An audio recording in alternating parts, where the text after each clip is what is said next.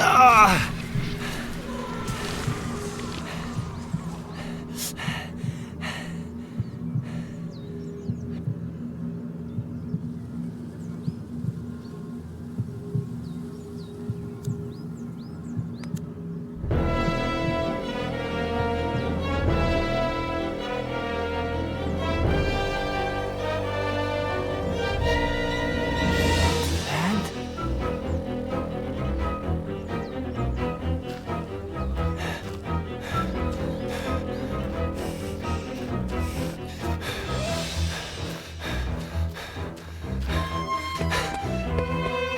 Dad!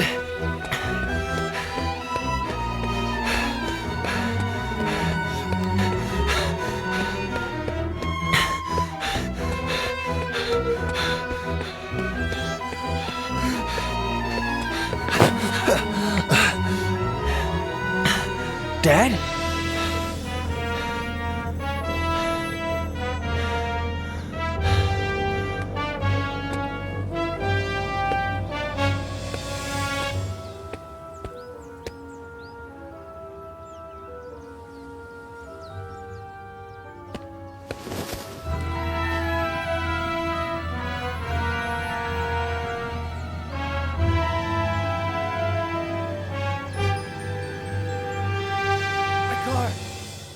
Jenny!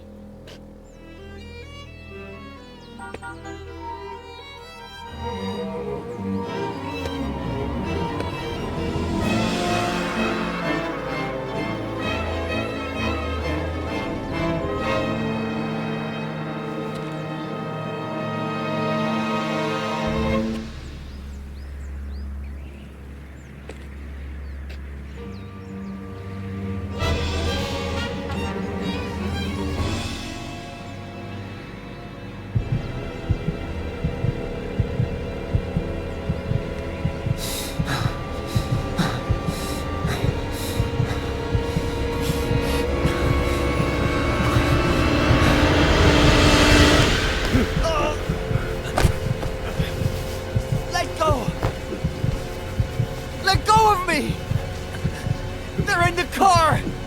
Jenny! I killed my family! Faye!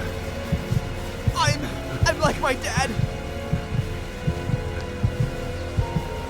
Let me go!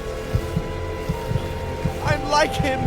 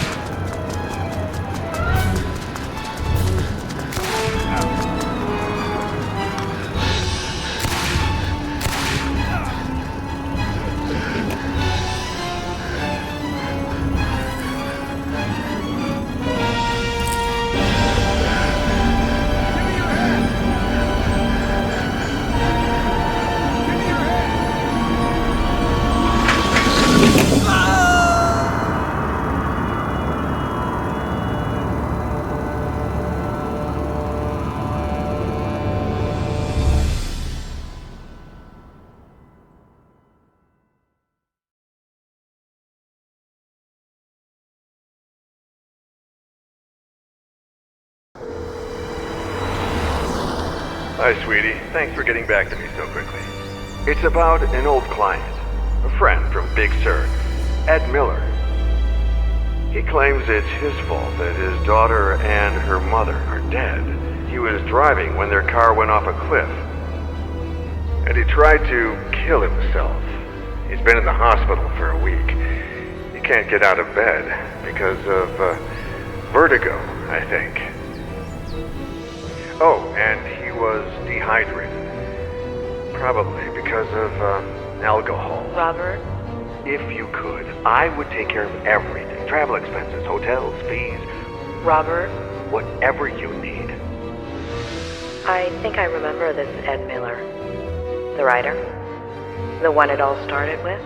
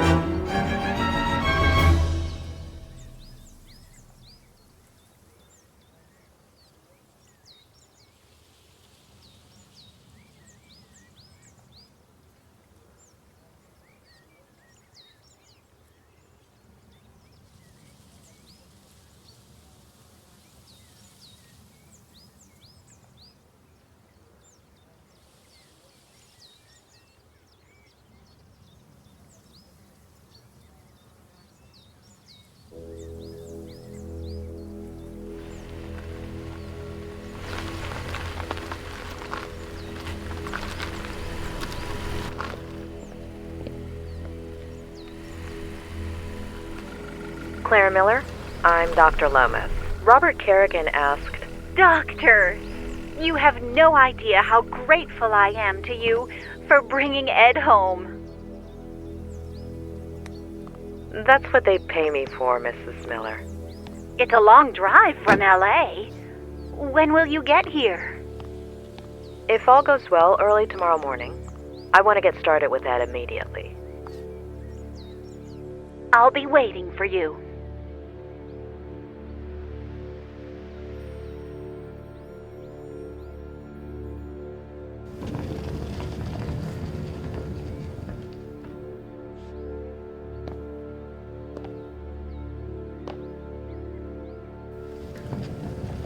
A pleasure meeting you, Ed. I'm Dr. Lomas. Doctor in what exactly? Doctor?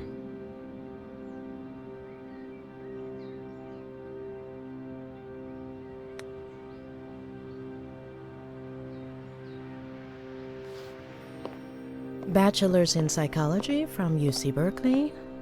Master's in systemic and family psychotherapy from the University of Michigan. Robert? And Why?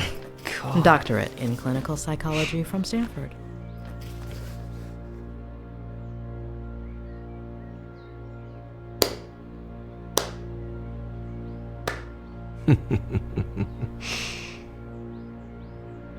Why? I'll give you free rein over my memories, my trauma, my room, my troubles. You got 1 hour. One.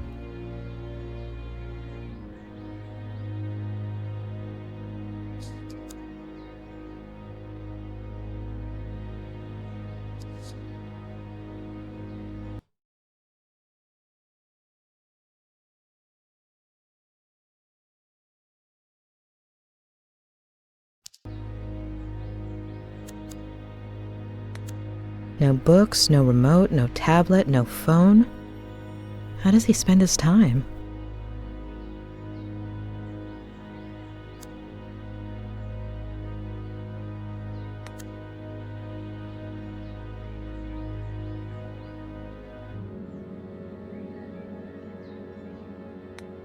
Those slippers are a little far from the bed, aren't they? Very subtle, Doctor. If I had this kind of vertigo and no other choice but to walk, I'd prefer the cold floor too.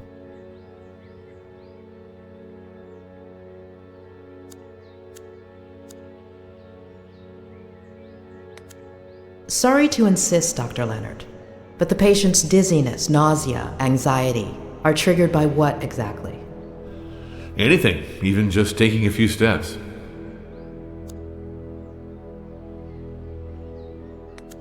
Few factors can shatter self-esteem like a lack of full autonomy regarding one's excretory system. No wonder Ed is in this state. The clock is ticking, Doctor. About that, Straight to my troubles, huh? With all of those degrees, I'd have expected a little more psychology? Nobody's wiping my ass, if that's what you mean.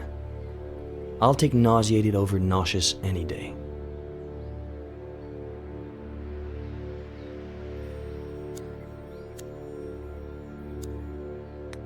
The patient shows no signs of injury to the inner ear. This rules out any physiological cause. This could be a case of acrophobia with neurological origins in the recent traumatic episode, as you suggested. what about his daughter and that woman? Do we know anything? On paper, Mr. Miller has no children. As for that woman named Faye, there's nothing. However, with regards to your request to treat him outside of the hospital, He's my patient, Doctor. He's lost. He knows that he'll never recover on his own, but that doesn't keep him from feeling threatened by me. Or is that just his way of asking for help? Should we get started? Tick tock, Doctor.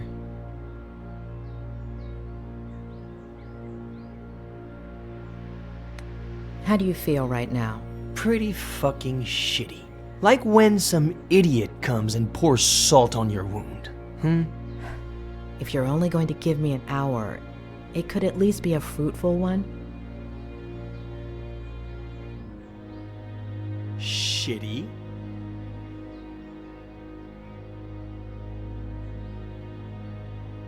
Why?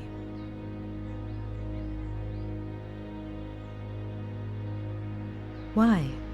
Because I lost a daughter? Because I killed 2 people? Because everyone treats me like I'm crazy? Because I pee in a bottle from a Dali painting? Because everything is surreal? Because of you. Does shitty work, or do you want me to keep going?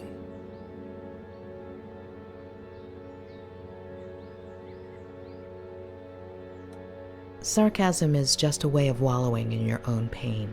Who gave you your title? Louise Hay? Why do you think Robert Kerrigan asked me to see you? Because he's loaded? Feels guilty? Is simply bored? I thought you were friends. What difference does that make? You say it's your fault that your daughter and her mother died? And you don't want to believe me. Of course. There aren't any birth records connecting you to a daughter. I hadn't acknowledged paternity yet. Everything happened so fast. Convince me that this woman Faye exists. What do you want to know? What do you want to tell me? It was about a year ago.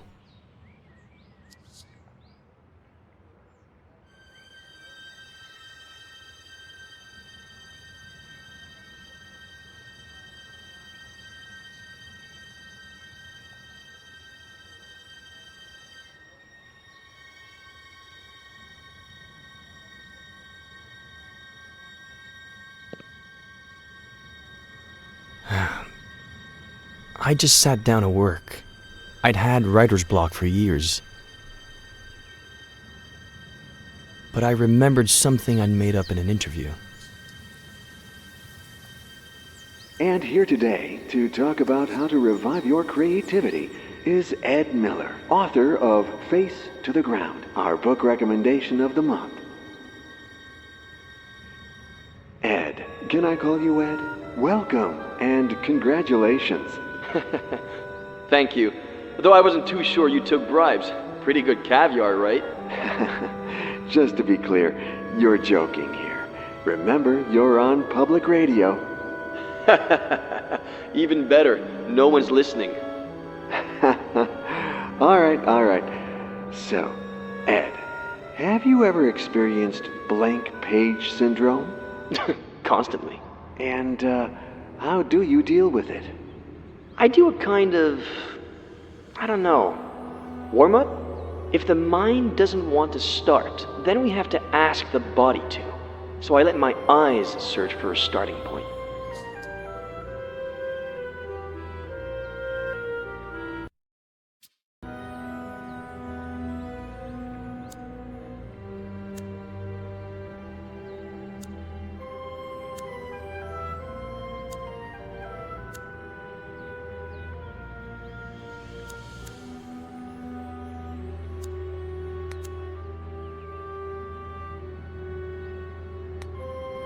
When my eyes find the word, then it's my fingers' turn.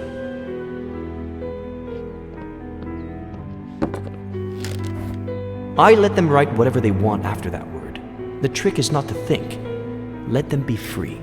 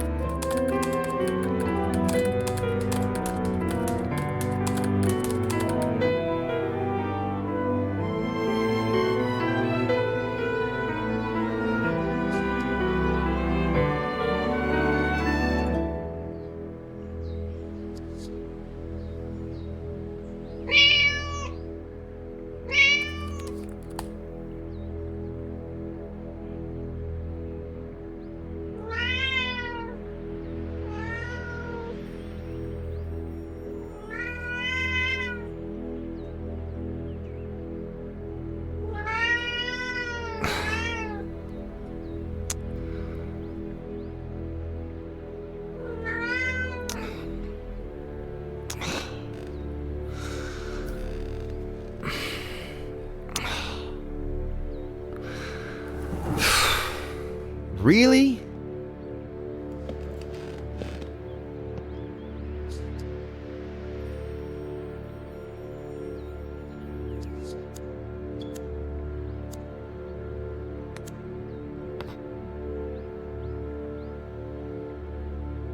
Hi! Guess who's calling? I bet you don't even know how I got your number. The thing is, I'd like to see you again. Oh, I think I lost an earring. If you...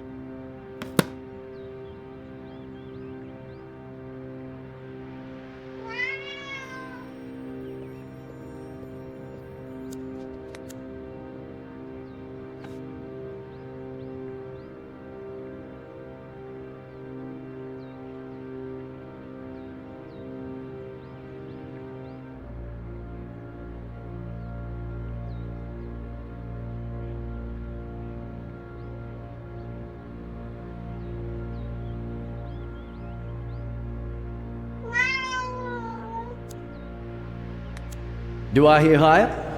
Remember, it's original owners. No doubt it was put to good use considering their history of depression. 35,000 from the bearded gentleman. Do I hear 40? 40?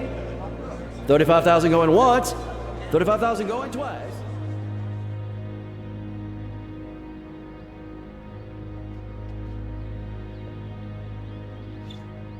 All right.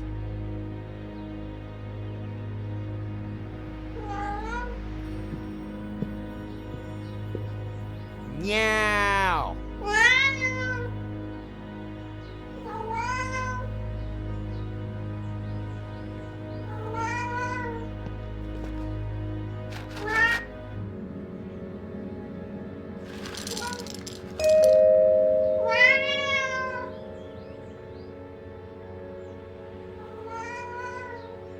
I'm coming, Samuel!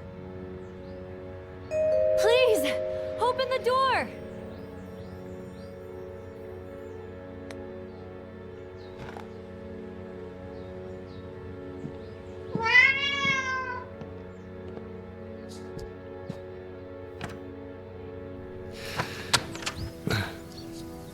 Hi.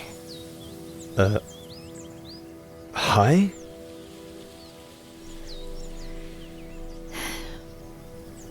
It hurts.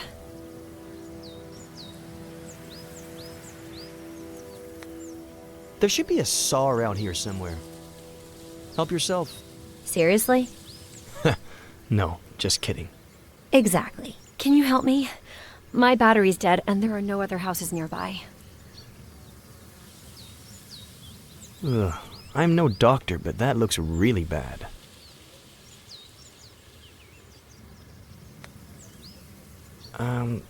I'm kind of in the middle of something, but I'll take you to the hospital.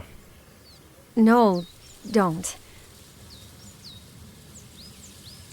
I'm between jobs. No insurance, no money. I need to lie down, please.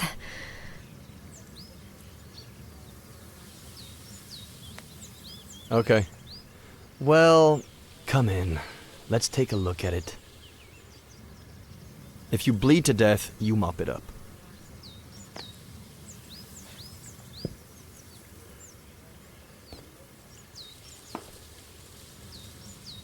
Can I lean on you? Maybe you should ask before you actually lean on the person? Ow! Hold on. Slower. Hold on. Not so fast. Don't take this the wrong way, but this would be faster if I carried you. I can walk. Just don't go so fast. Ow! Fine. Carry me. Okay. I'm gonna grab you here, okay? And here. And lift you up. Okay? Yeah, okay. Is that okay with you? That's okay with me. All right, here we go. All right.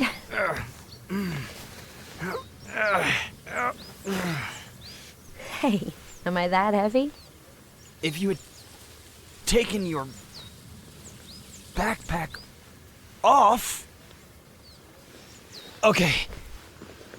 I'm going to let you go. Hold on. Let me take my backpack off. Now? You want my back to hurt too? Mine already does. All right. May I? You may. Do I? Please do. All right. Oh. Phew. Finally. Thank you.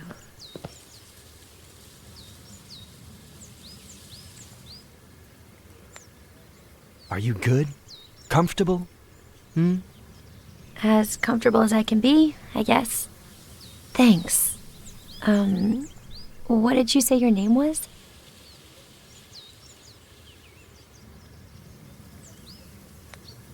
I didn't say what my name was. Oh. Thanks, Mr. Mysterious. I'm Faye. If you could bring me some ice. Hand me your phone and I'll charge it for you. It's no problem at all.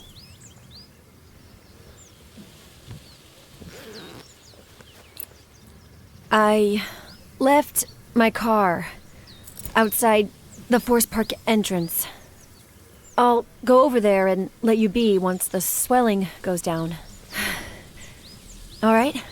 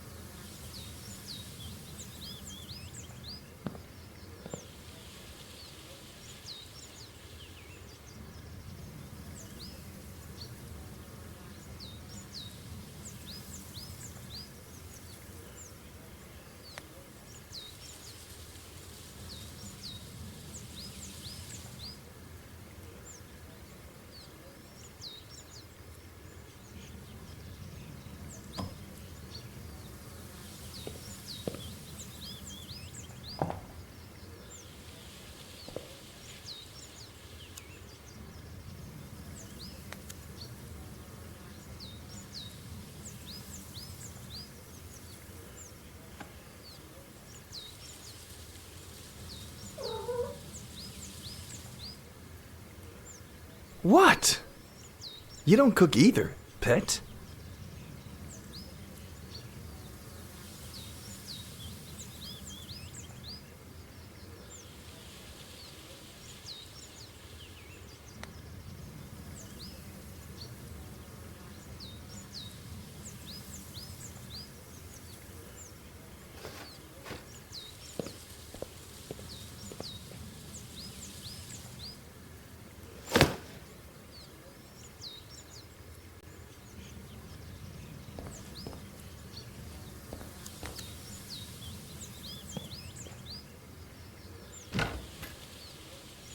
Oh, if you can bring me some ice.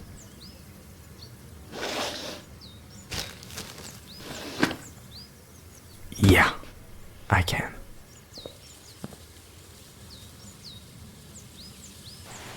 Wait. Gently.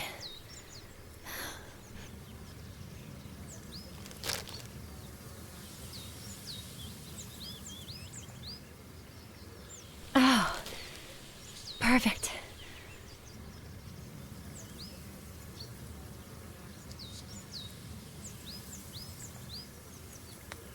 Does it hurt?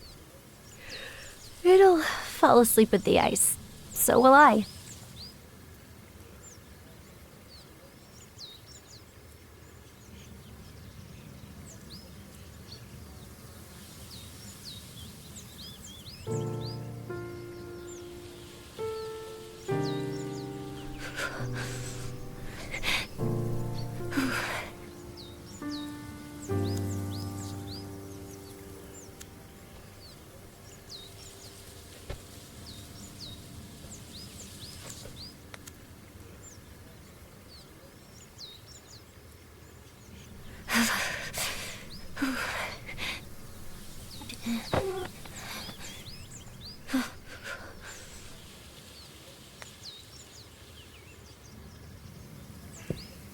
Come on, get off of there. Come on, move it. Move it.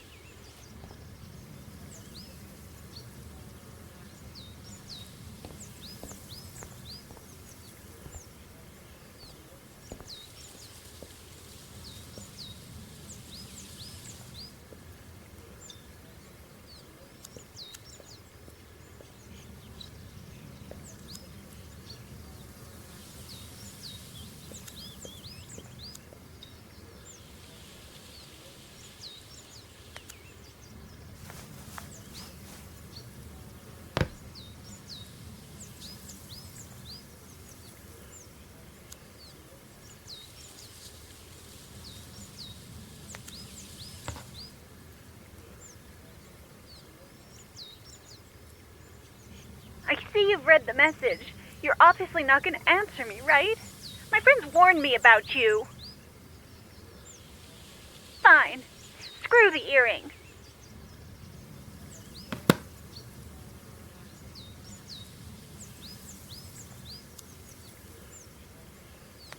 Ugh, it still needs a good while.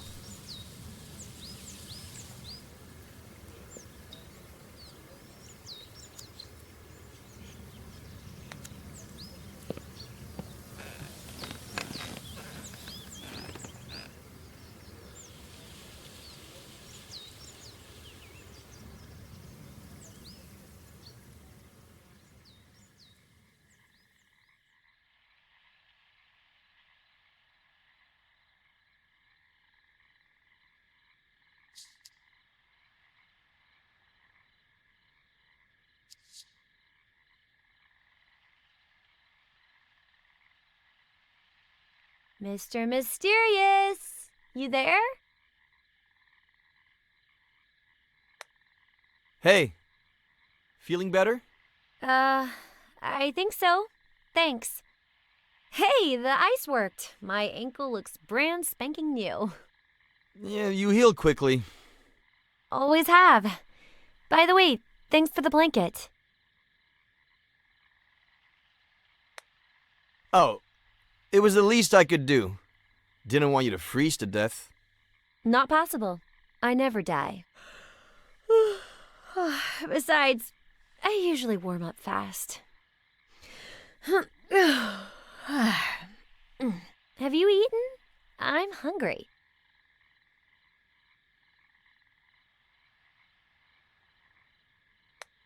Should I come down and make you something? Something? My fave. Is it any good? No, god awful, to be honest.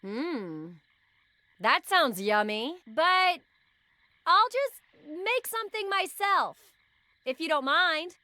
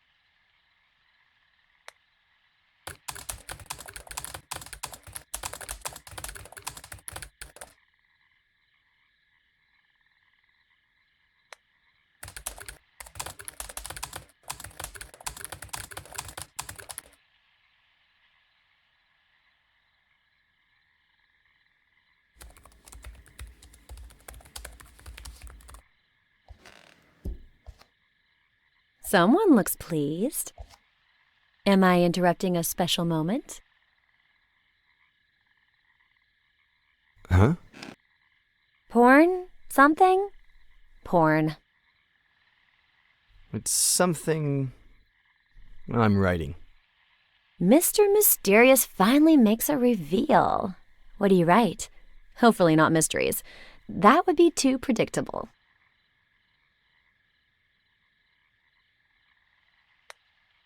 Honestly, I haven't written in years. Today was an exception. Oh, wow. We'll have to celebrate exceptionally.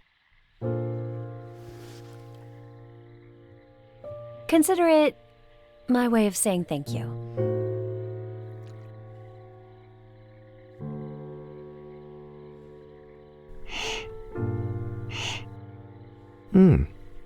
A toast?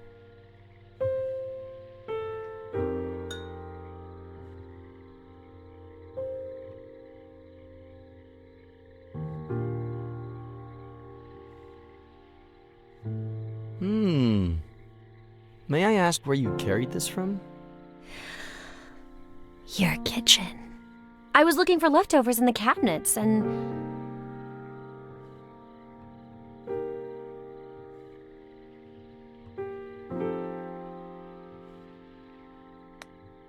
Ha! I left it there so you'd find it.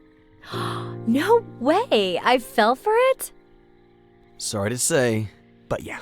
Do you do that with all the hikers? So far, 8 this week.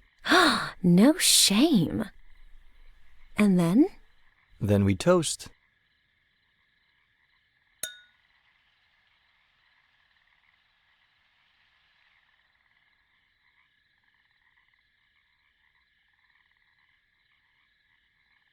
Anything else you want to know? Ask. You have until I finish my glass. The riskier the question, the bigger the sip.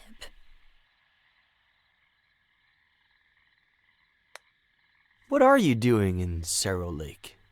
Guess. I'm looking for someone. Who? I'm not sure yet, to be honest. Short sip.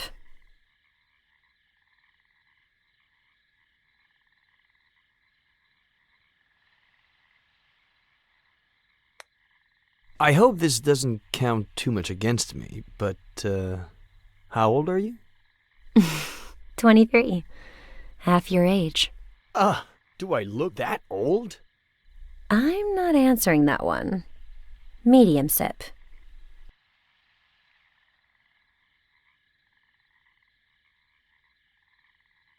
All right, you've got one more. Make it count.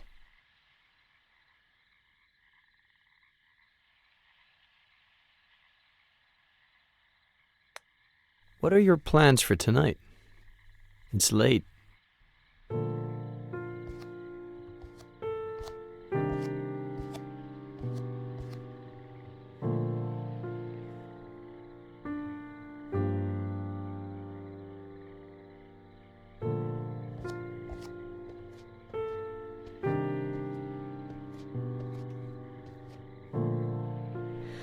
I haven't planned anything in years. Today is no exception. You're stealing my words now, too? Words. Now I get why you're so well spoken. Wolf, Bierce, Plath, Poe, a host of tragic deaths. Should I be scared? My favorite one's missing. The son of the Black Corsair. Emilio Salgari, right? Mm-hmm. How did he die? Suicide. I should be scared. Hey, look! One who's alive. I'm saved.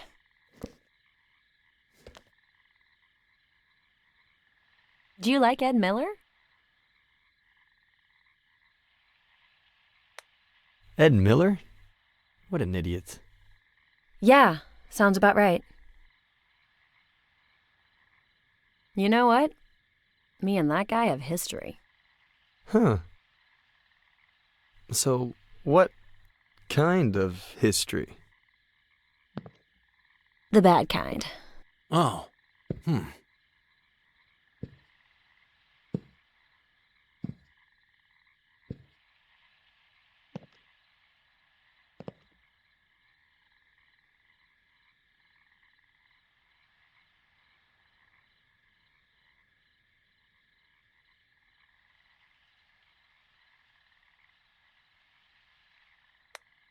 Did he, hook up with you and then just disappear? What? No. I was about 13? I was obsessed with this book. Well, the cheapo edition. I heard he was doing a book signing at Rossmore Books. I pretended I was sick to skip school, but my parents didn't buy it. I tried to leave during recess and got caught.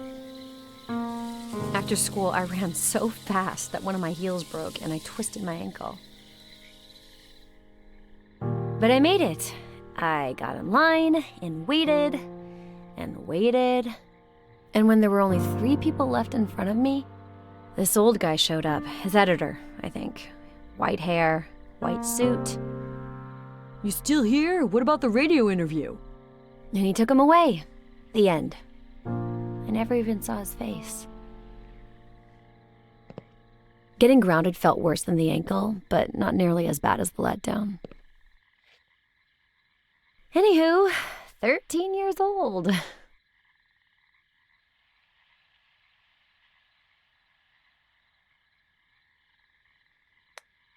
The cheapo edition you had didn't have a picture of Miller, did it?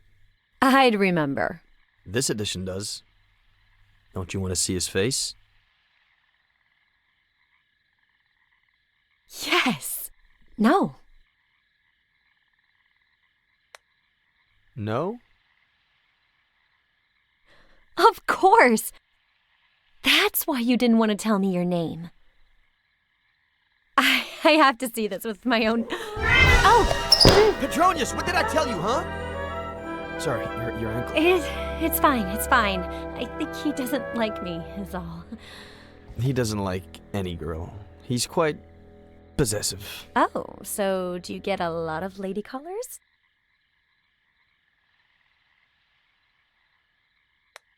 Every day I get a hiker with a different excuse. Messed up ankle, sprained wrist. Take yesterday's. Hepatitis. Hepatitis! Why didn't I think of that? So sexy.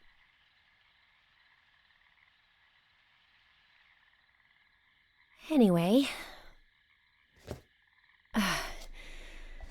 I'm 23 now. I'll never learn.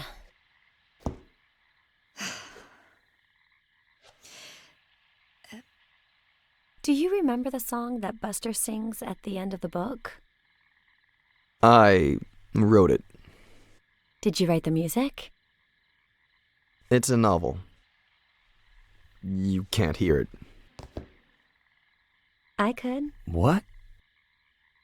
What? No. No. Sing it. No way. Sing it! No.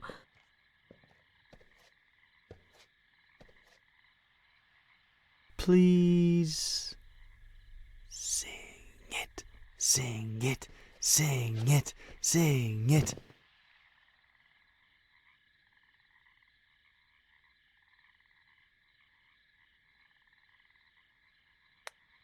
Sing it, and I'll write that wrong. I'll sign the hardback edition, picture and all.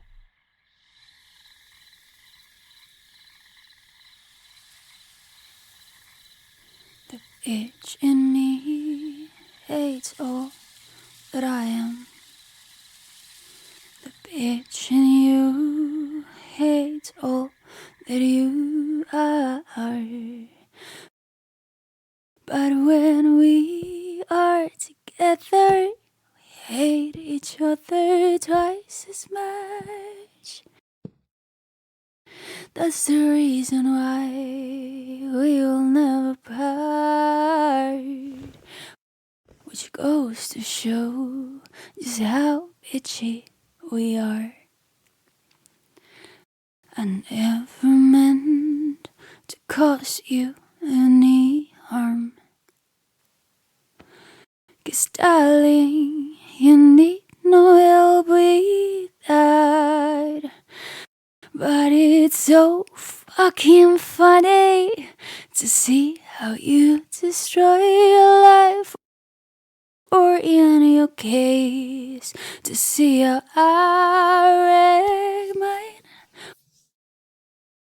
What a waste it'd be if we didn't team up. Which goes to show just how bitchy we are.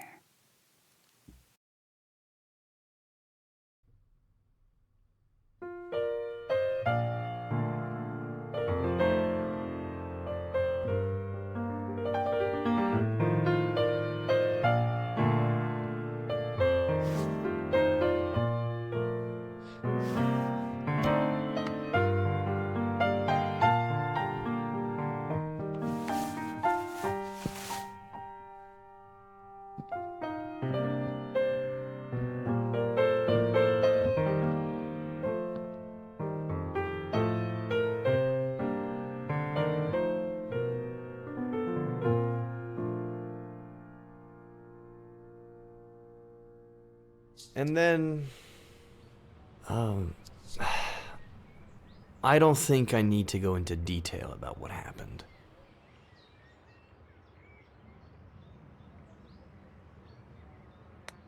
And why not? Okay, no.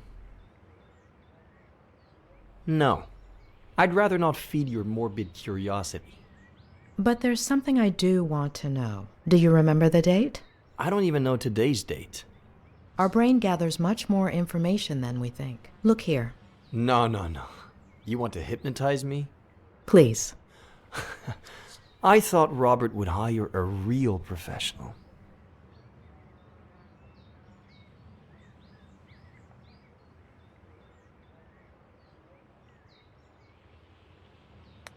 You can keep your eyes on me, but a little spiral is too much for you?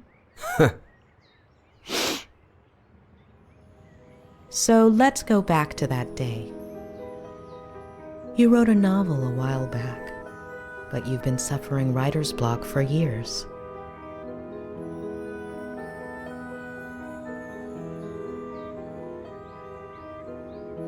You look through your office window.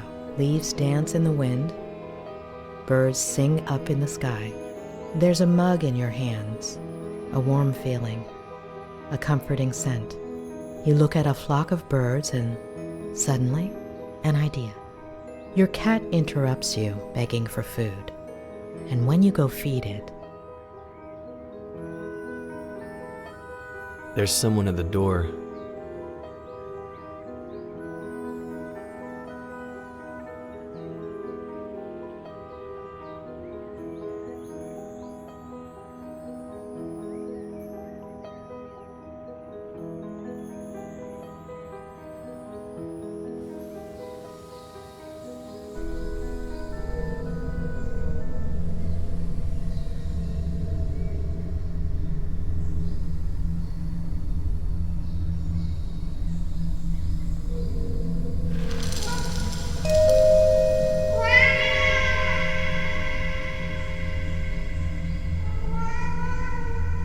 I'm coming, Samuel!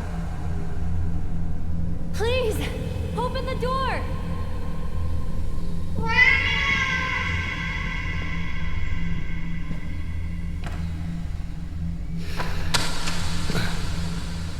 Hi. Hi?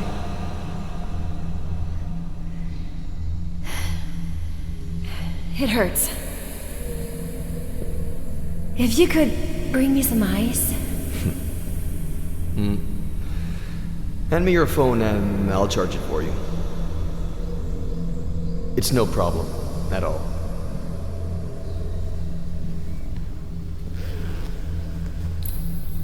I left my car outside the Forest Park entrance.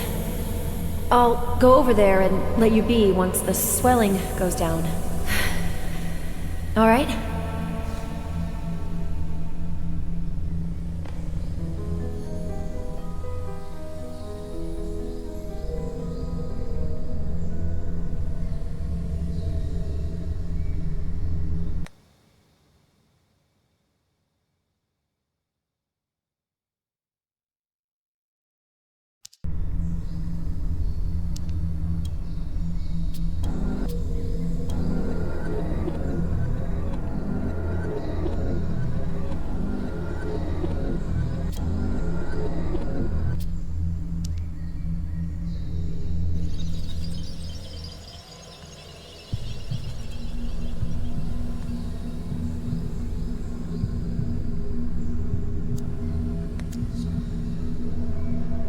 you mentioned a certain Samuel.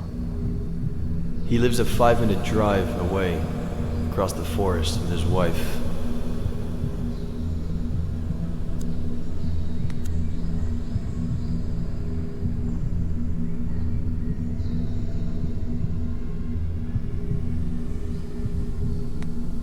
You call your cat Pet. It's short for Petronius. And does he like ginger ale, like the one in the door into summer? I read too.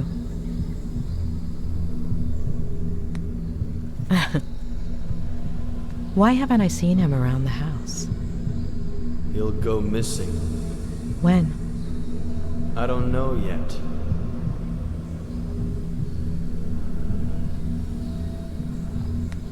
Have you had other pets?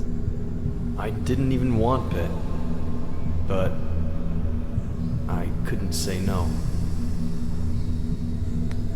Where did you get him? From Aunt Claire, shortly after moving here.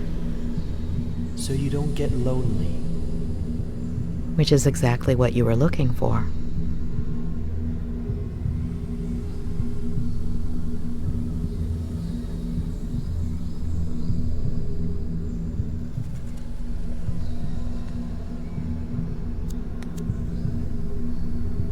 Do you like to drink? Wine, never on my own. Why? People like me better that way.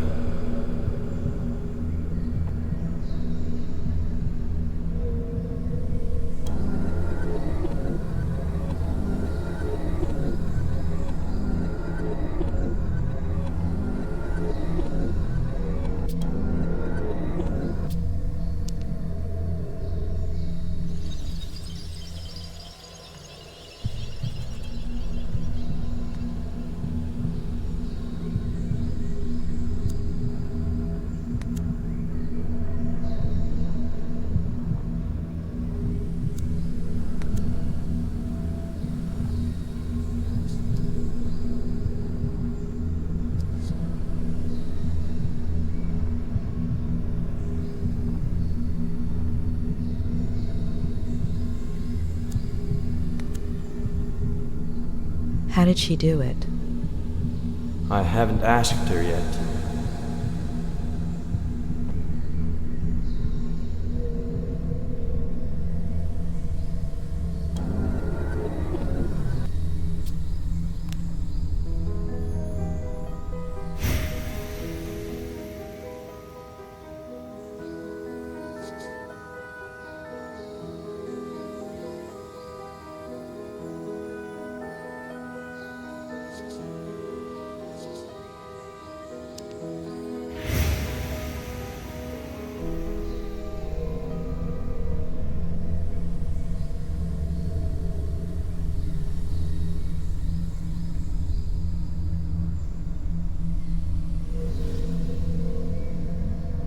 Consider it my way of saying thank you.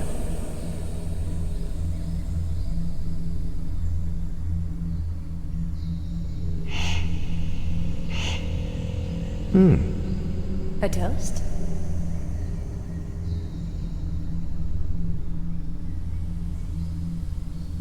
I just finished my degree. In? Psychology. Ugh.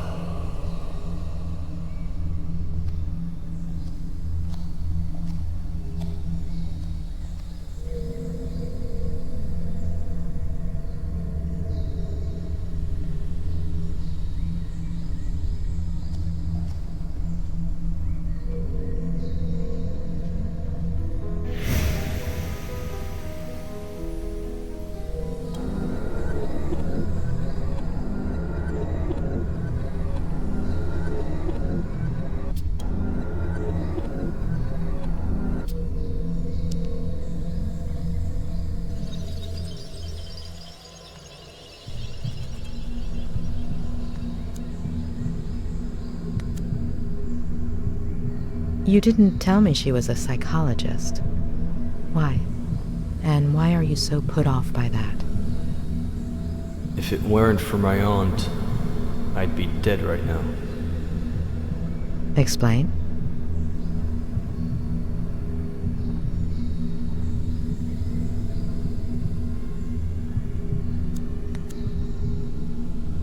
Is your cell on, Ed?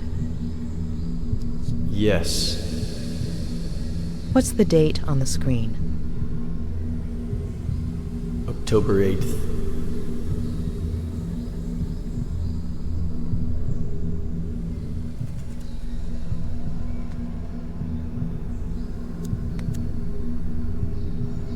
You bought it at an auction, right?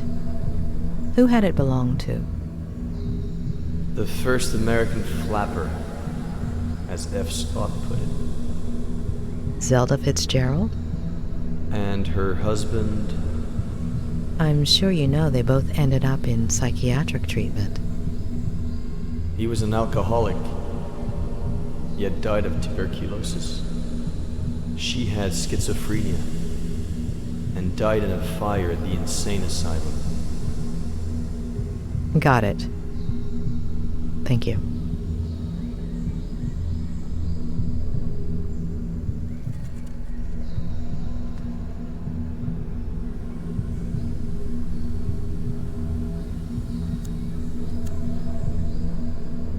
You'd had writer's block for years. How did it feel to write again?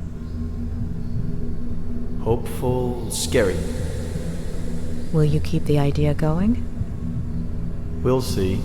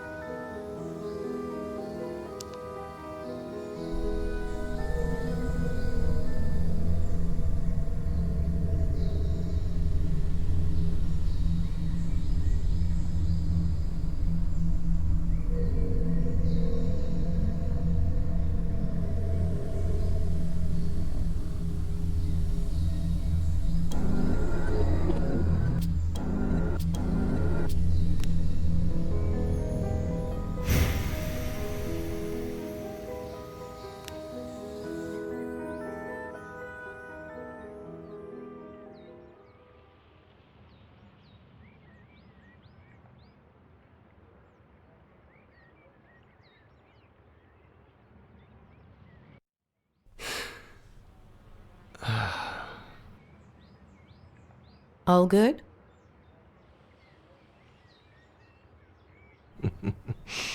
As I was saying, you have no idea how sorry I am that this didn't work out. I had to give it a try.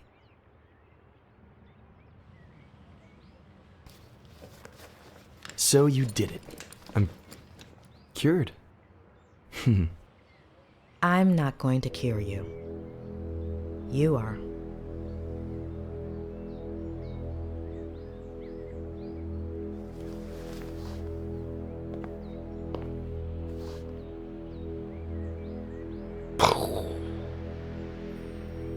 We'll continue this later. Get some rest?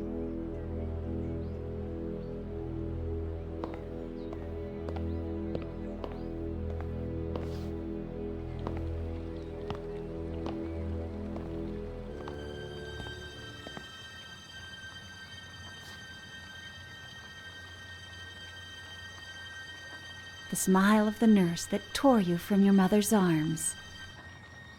Your first lover, sleepless in an unknown house, in an unknown bed, staring at an unknown body. Spiders lining up to dive into your empty mouth. All of your TV sets aching to be turned on again.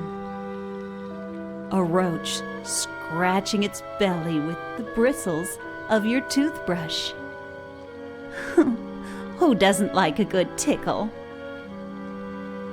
And then, you hear? Doctor, how long have you been here? I didn't mean to interrupt you. Who's the poem by? Oh gosh, I like to come up with verses while I work. Oh, so then this is where Ed gets it from. Or from my brother, his father. It runs in the family. Where is his father? Where did I put the sauce?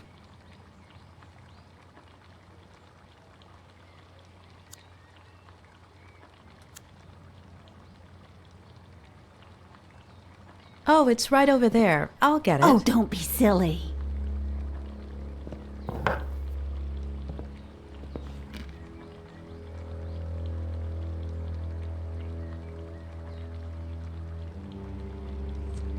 Eddie loves three-bean chili. He used to ask me to make it all the time when he was little.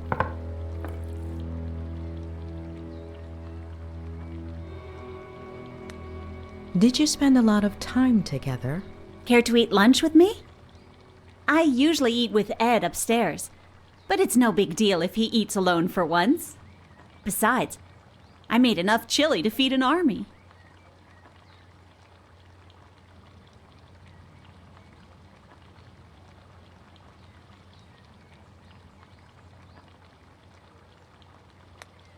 I appreciate it, but my stomach and spicy food don't really get along. I think I might need a little fresh air to take a break and maybe organize some of my notes. You should check out the dock. Plenty of sun at this time of day. I'll make you a sandwich.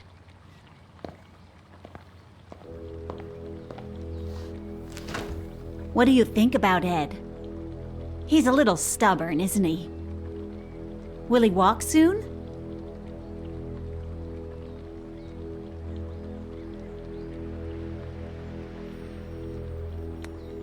It's still too soon to venture a hypothesis. Well, I guess he should just focus on doing his exercises, right? What exercises? Ham, cheese, lettuce, tomato, and mayonnaise? Yes, that's perfect.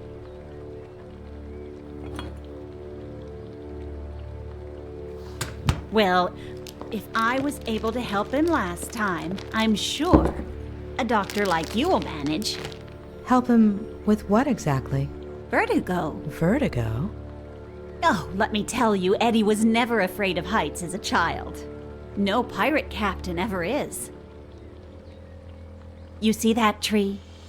The one with the deck chair? There used to be a little treehouse in it. Ed would spend hours on end up there. My brother built it for him. Then Eddie turned it into his very own pirate ship. It was all he could talk about. Pirate this, pirate that. He was obsessed with pirates ever since I got him a book by Salgari. And with his love of pirates came a love of reading, too.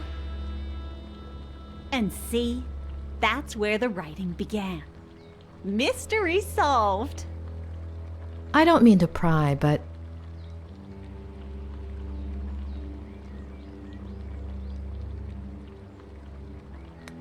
where are his parents? Off you go then, Doctor. Or you might not have time to eat your sandwich.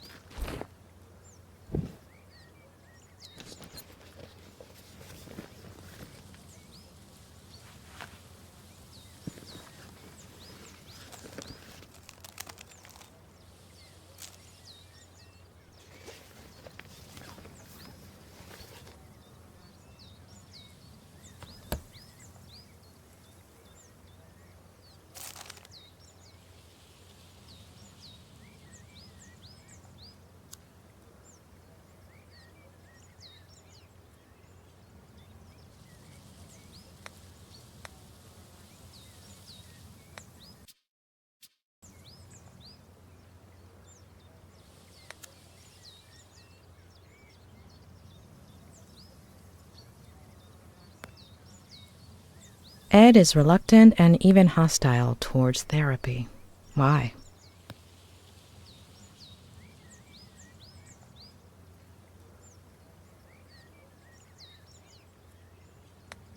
He second-guesses himself, what he saw, and even his own sanity.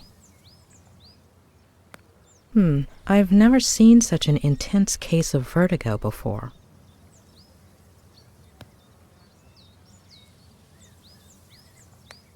He's not the first writer I've known to exaggerate his symptoms, to get attention, make people feel sorry for him, make it more realistic in his mind, which is so used to fiction.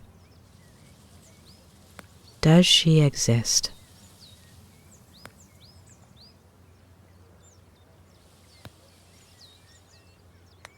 I wouldn't be surprised if Faye was a character Ed's working on for some book. Whether she exists or not, she may hold the key to all of this, or at least one of the keys. What about that earlier Vertigo episode? And his parents? Something happened in his childhood. But Claire isn't going to tell me. Maybe Robert? Or Ed himself, if I can break through this wall he's put up. I'll have to give it a try.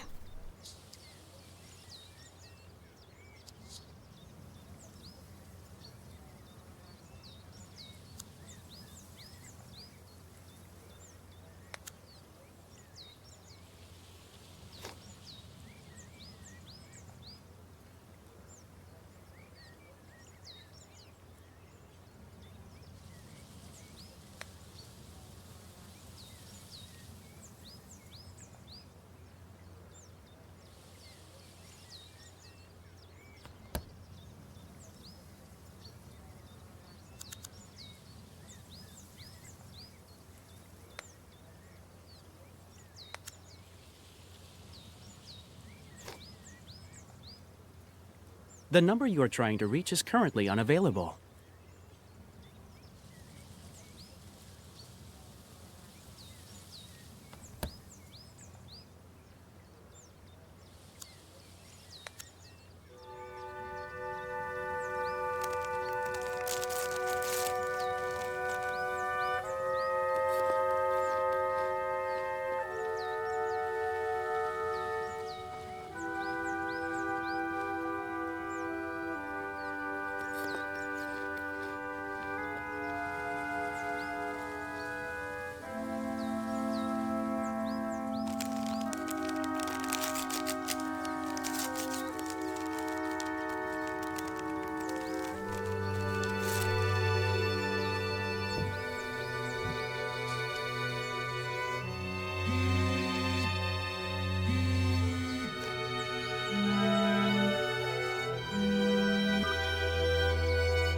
am I speaking to? Dr. Lomas? Who is this? Sheriff Reyes. Dr. Leonard gave me your number. How are you, Sheriff? Look, I don't want you to breach patient-doctor confidentiality or anything, but if something comes up in your conversations with Miller... Is Ed under investigation? Is he the suspect of a crime? No, not exactly. If I understood correctly, Ed hasn't committed any crime. Well, we'll have to see about that. So, will you give me a hand?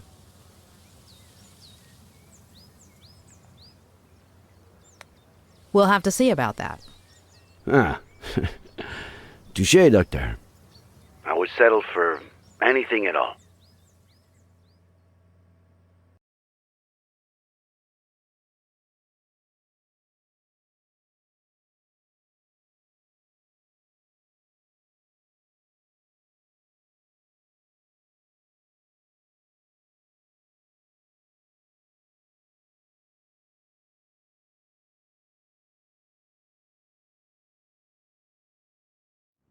Maybe someone saw something. I'm on my way to his neighbors as we speak. The Franklins? Nick, you there? Sorry, I gotta go.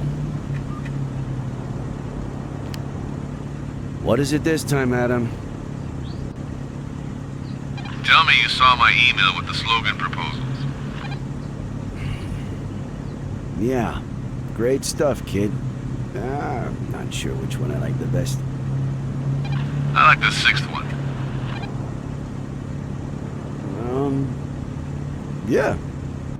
That one was, Vote for Sheriff Reyes, the sneaky bastard who would have known there were only 3 slogans if he'd read the...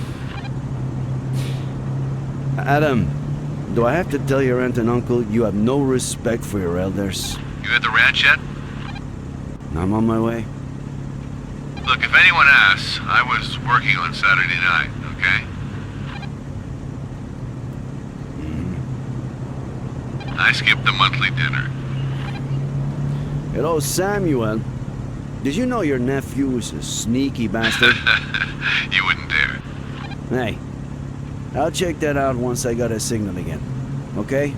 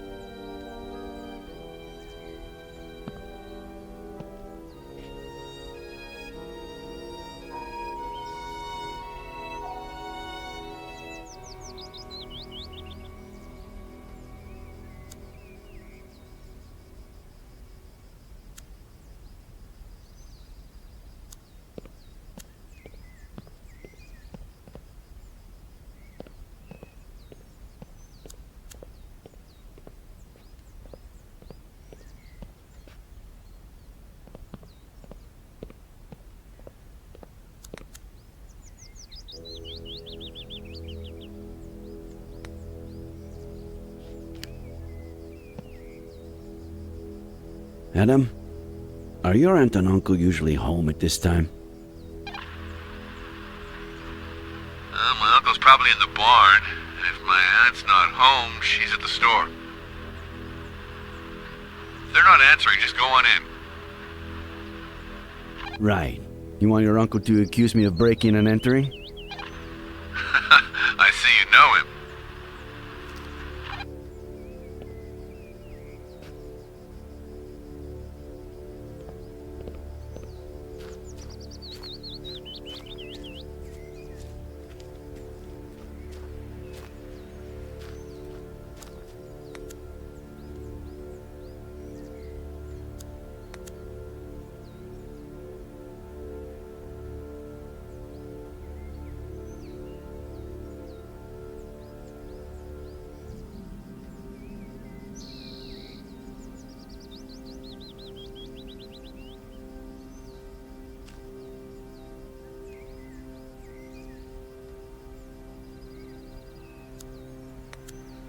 Adam, were you planning on fishing with your uncle anytime soon? No. Why? He hasn't invited me since I told him about Marcelo. No reason. Just curious. It's probably for the best, to be honest.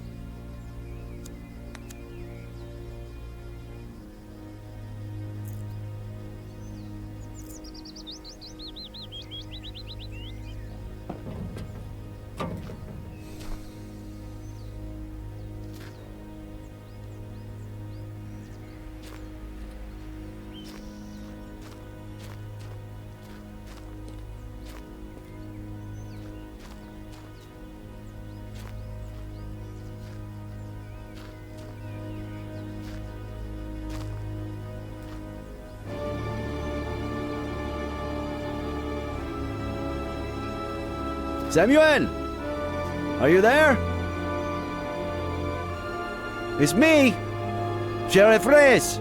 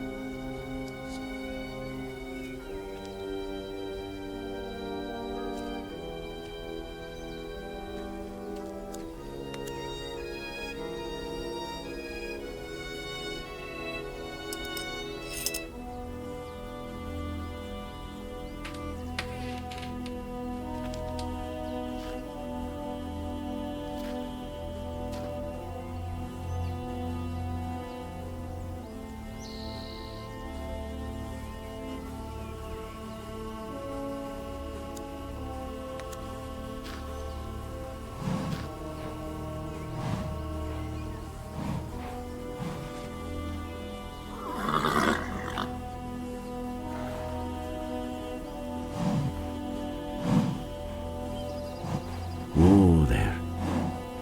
Tranquilo.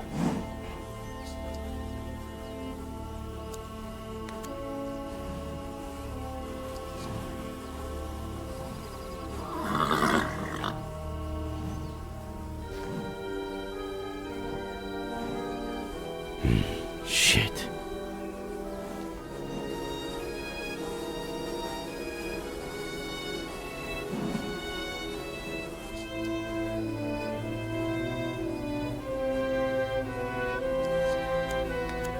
How long have you been here like this?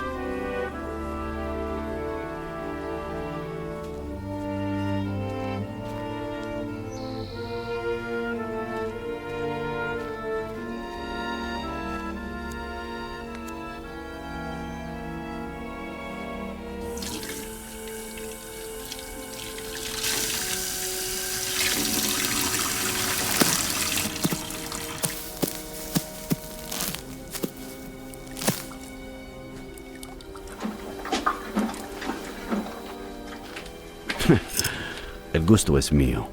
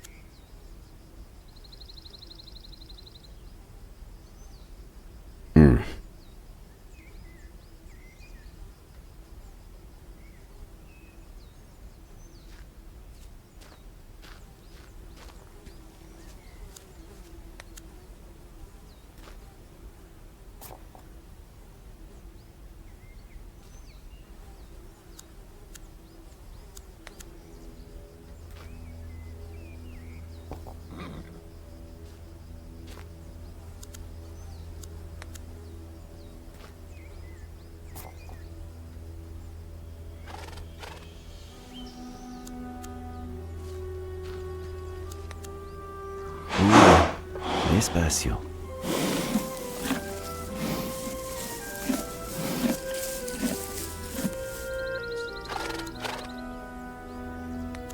No running for now. Get your strength back.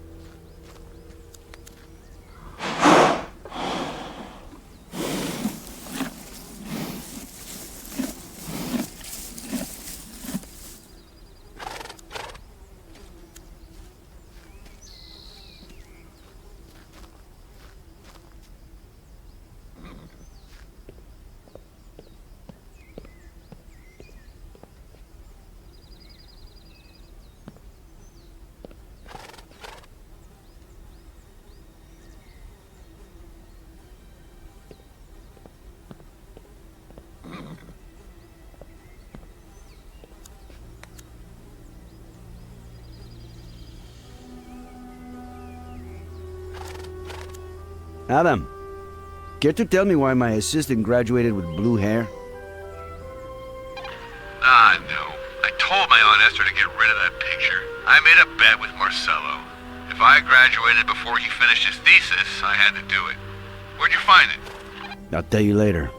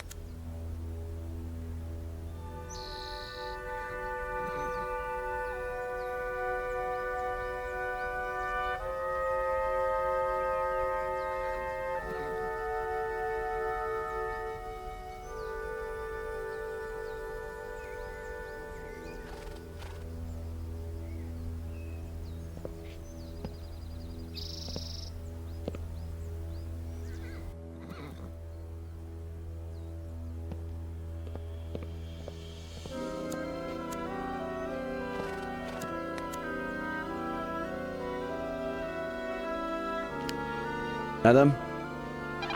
Hold on, Nick. Sorry, I'm back. Everything okay? The big tree. In the field behind the barn. Who's under it? Oh. My cousin Leonard. I never met him. What was it? 50 years ago? He was stillborn. My aunt almost died. They had to remove her uterus or ovaries or something. Nick? You still there? Sounds terrible. Thanks, man. I'll see you at the station.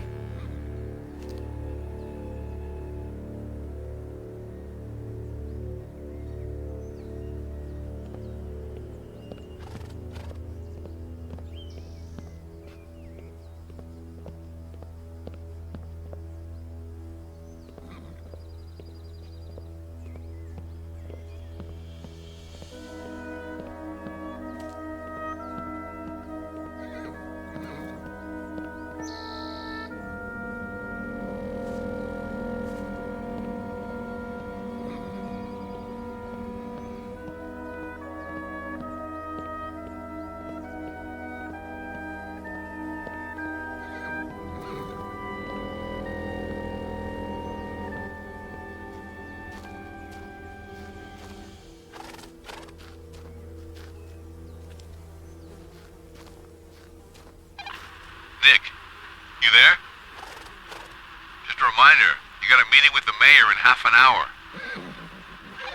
Oh, no. Hey, I can hear Frankie Lane. How is he?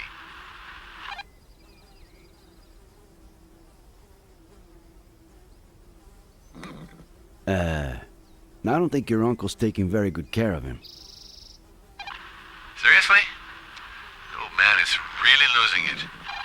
You'll be here on time, right? You better fill in for me, alright? Again?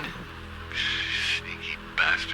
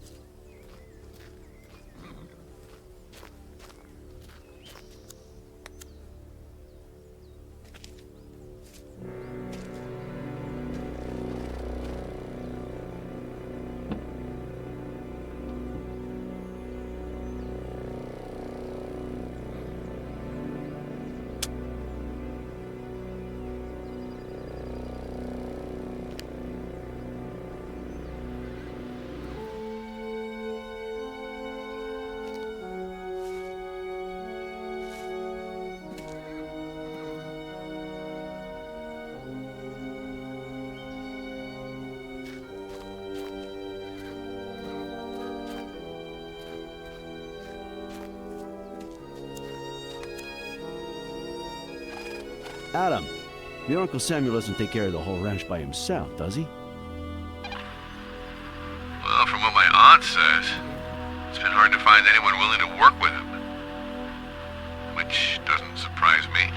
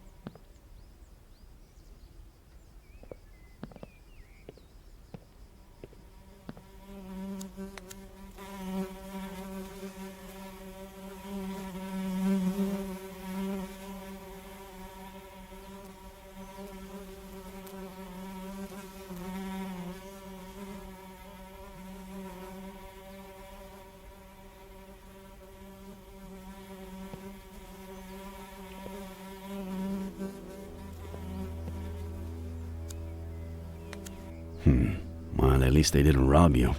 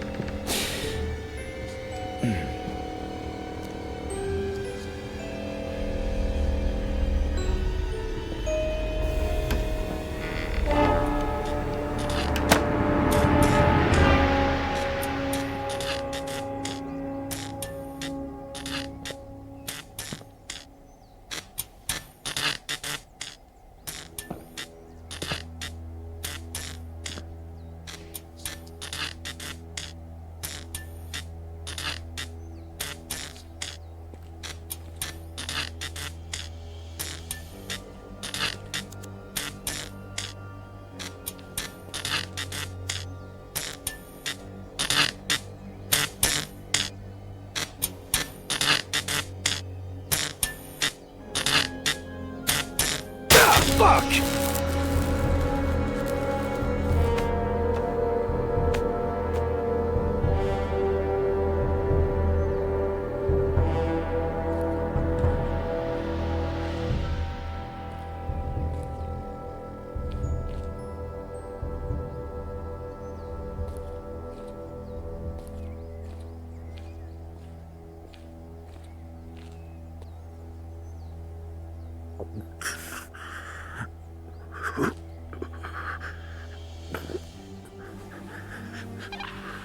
Nick, the mayor just left. Fill you in? Nick? Everything all right?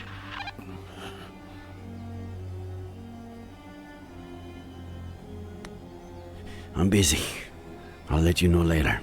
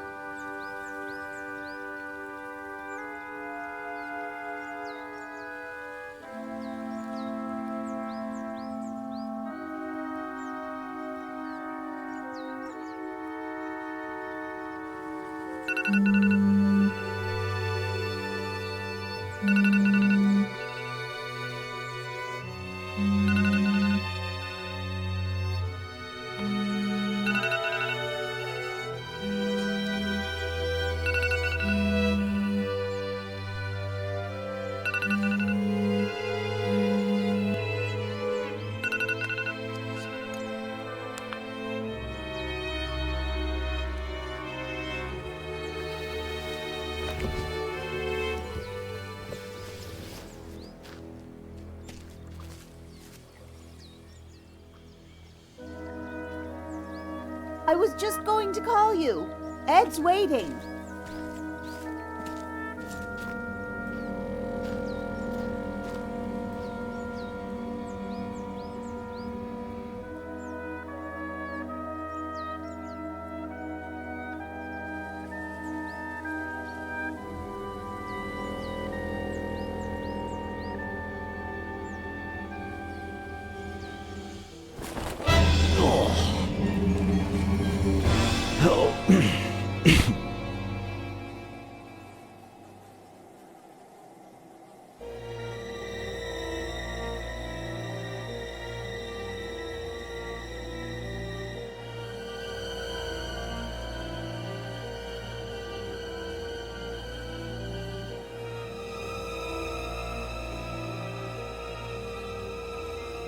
Adam.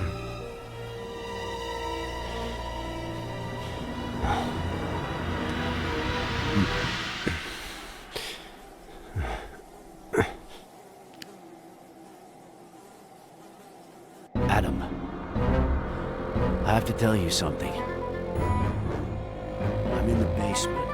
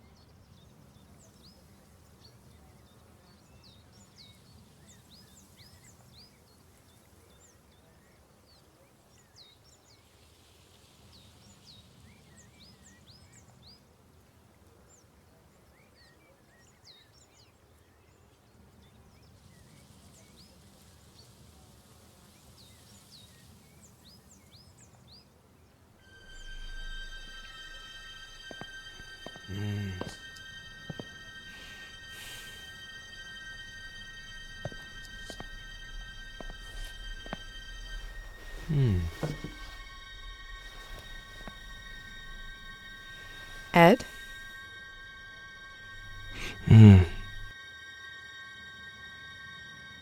Shall we start?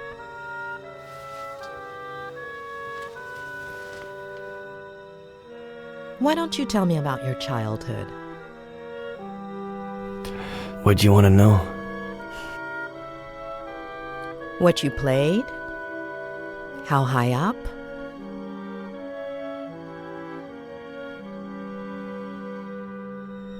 The treehouse is beautiful.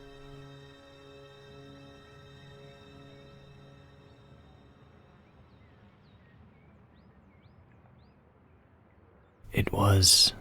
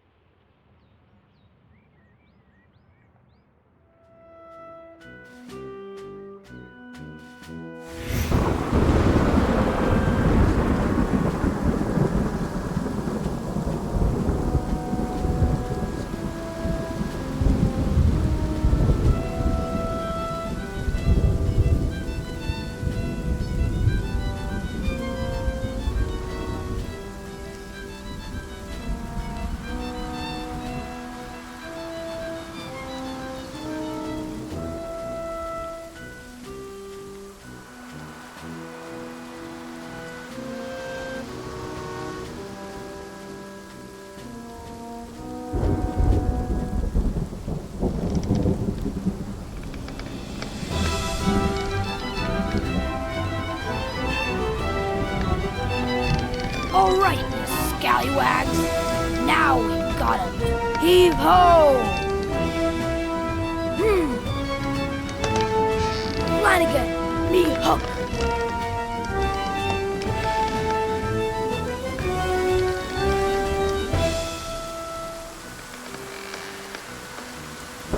It's not in your cabinet, Captain Roberts. Blame me, Flanagan. I can't board that ship without me hook. I think it's back on Skull Island, Captain. You better bring it to me soon, unless you want to end up as shark bait. Bud, come to my office, please. Okay, Dad. Flanagan, get all hands on deck. Aye, Captain. Governor Miller requires me present at the forecastle to discuss highly important matters.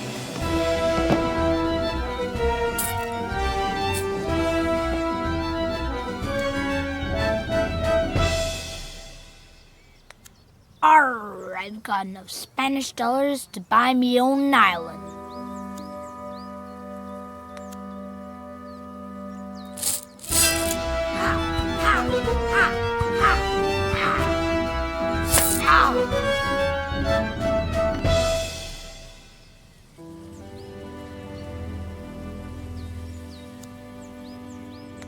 One-of-a-kind article crafted by Richard Longfinger Evans, the best hatter on Skull Island.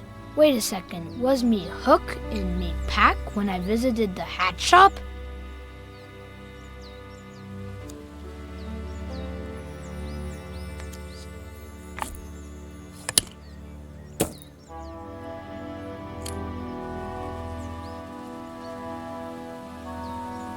The Skull Island market looks quiet this time of just what I thought. There's that hornswoggler Longfinger Evans.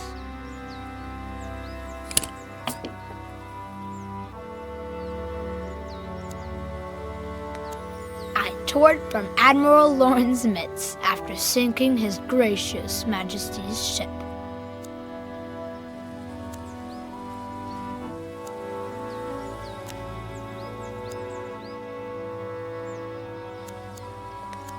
If I keep piling up treasures, relics, and talismans, I'll have to start sleeping on deck.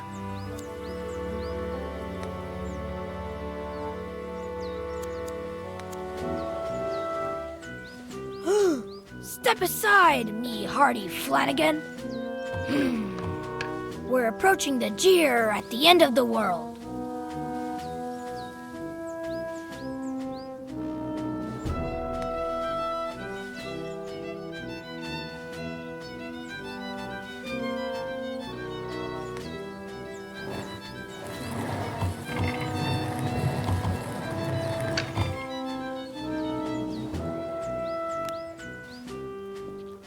Flanagan, take the helm. Or must I take care of everything?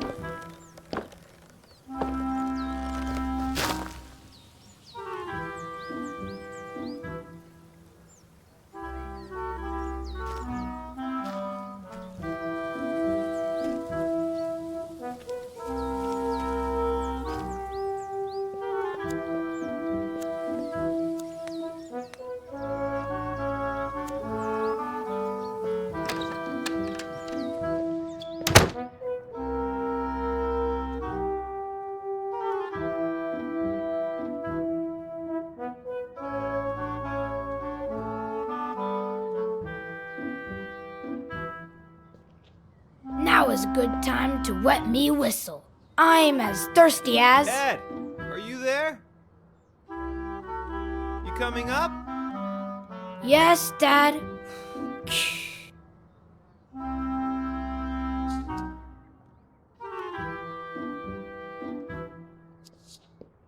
Juicy blue, juicy blue. Mm-mm-mm-mm-mm-mm-mm.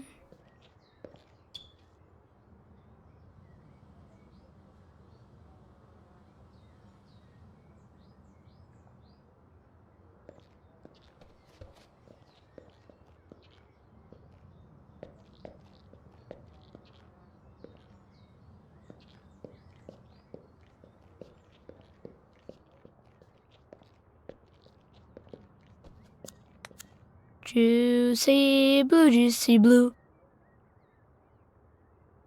Aw, man, there's no more. Though juicy blue is better ice cold, right?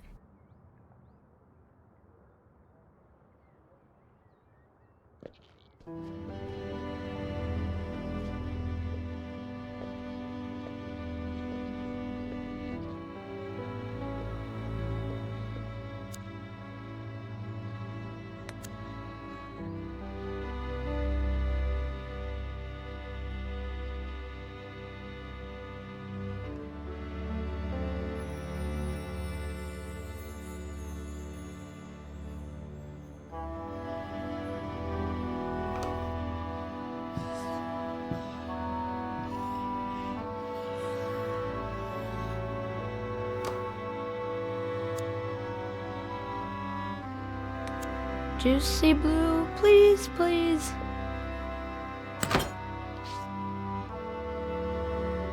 Man, there's no more here either. Now, what do I drink?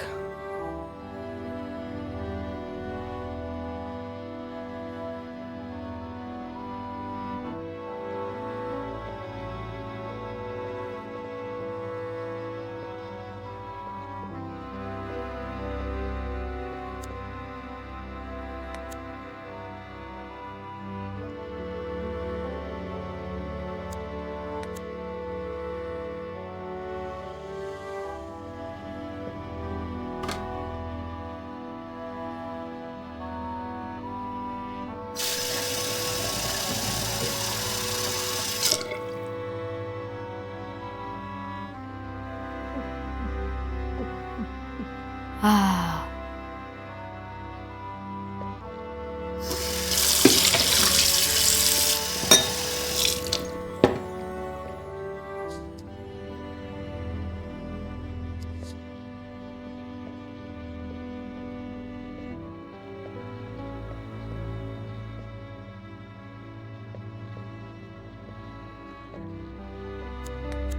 Oh, I miss them. And I'm sure Mom misses them too.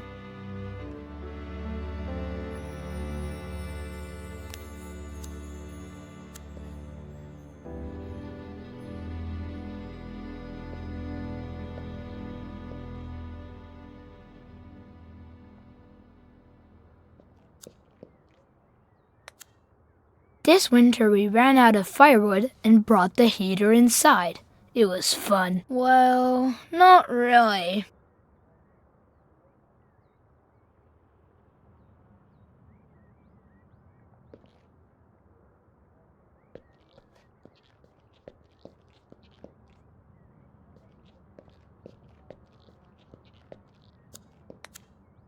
I used it to contact international spies and crack their codes. Then I got older and became a pirate.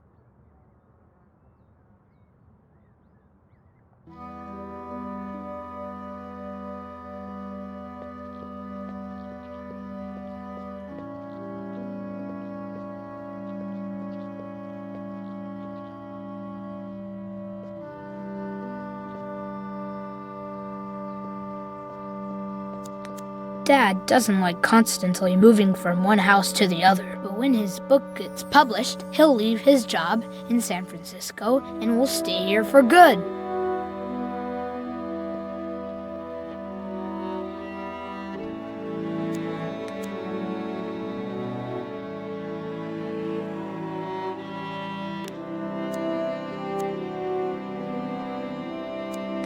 Mom is always getting on my case for leaving my stuff lying around, but lately she leaves her stuff around too.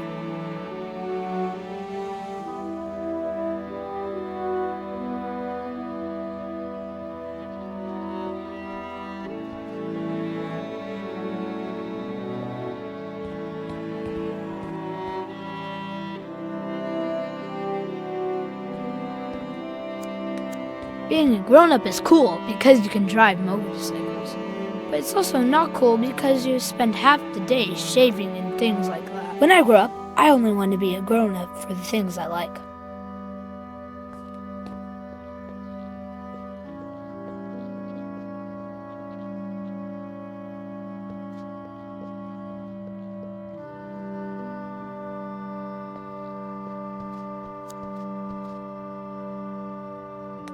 I've got crew members stationed all over the Caribbean to gather intelligence on my enemies.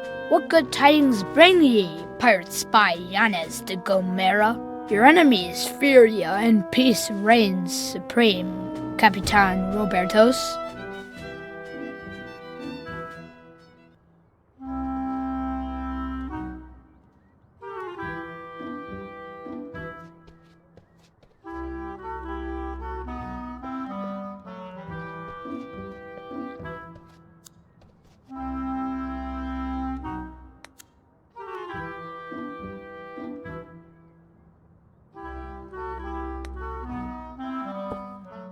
Where'd that kid go?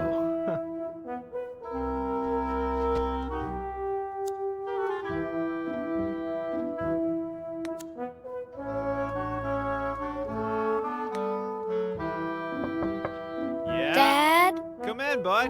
Come in.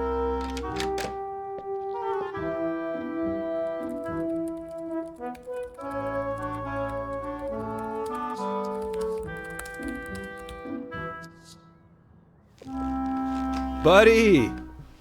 You knocked so softly that I barely even heard you.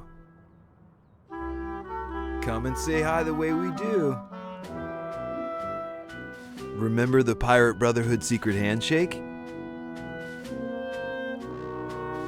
There is no lost cause. As long as there's one remaining madman who fights for it. The Pirate Brotherhood.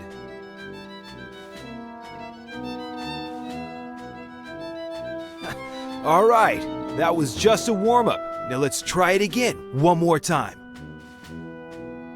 There is no lost cause. As long as there's one remaining madman who fights for it. The Pirate Brotherhood will be victorious! We're getting better at this. Open the window for me, will ya? Secret handshakes are like everything else. The more you practice, the better you get. Anyway, do you have something you want to tell me? Sorry I took so long, but Well, you could have taken less time, for sure.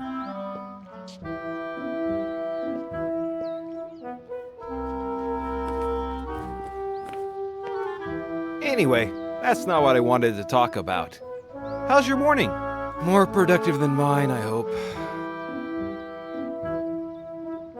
Well, not good, because I can't find the hook you gave me. Darn. That hook is so cool. If I finish this never-ending chapter, we can both go out and look for it this afternoon. What do you say? Okay. By the way, do you... When you finish the novel, can we go on a trip? Yes, start thinking about where you want to go. And now, what would you say if... Is Mom back from the store? Mm-mm. Nice. What do you say you go to the garage and bring me a... You know what?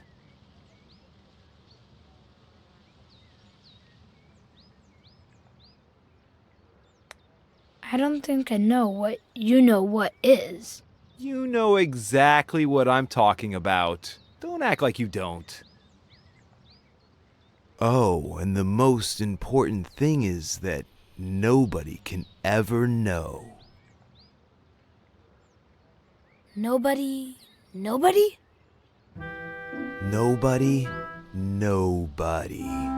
It's our secret. A secret pirate brotherhood Exactly. A secret pirate brotherhood pact. Signed in blood.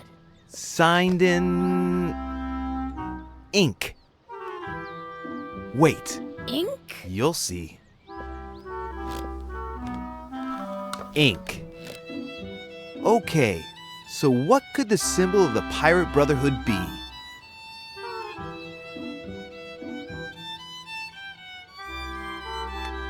The Thousand Sucker Kraken. Excellent choice. Let's do it.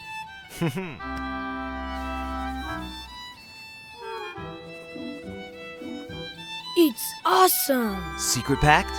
Secret pact. All right then, hurry up. You know your mission.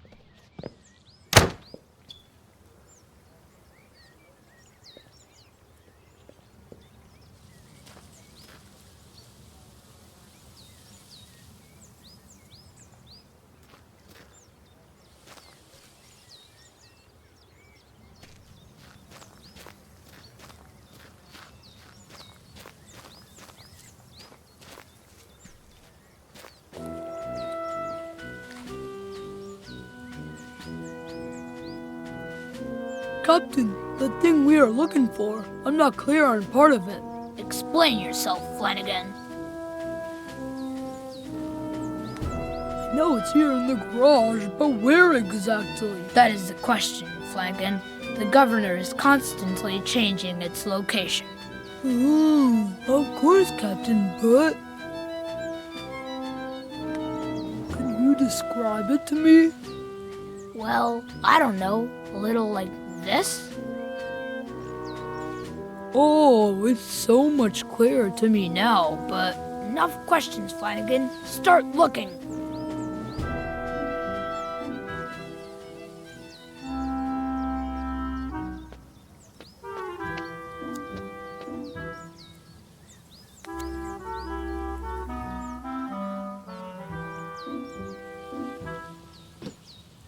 It was an accident.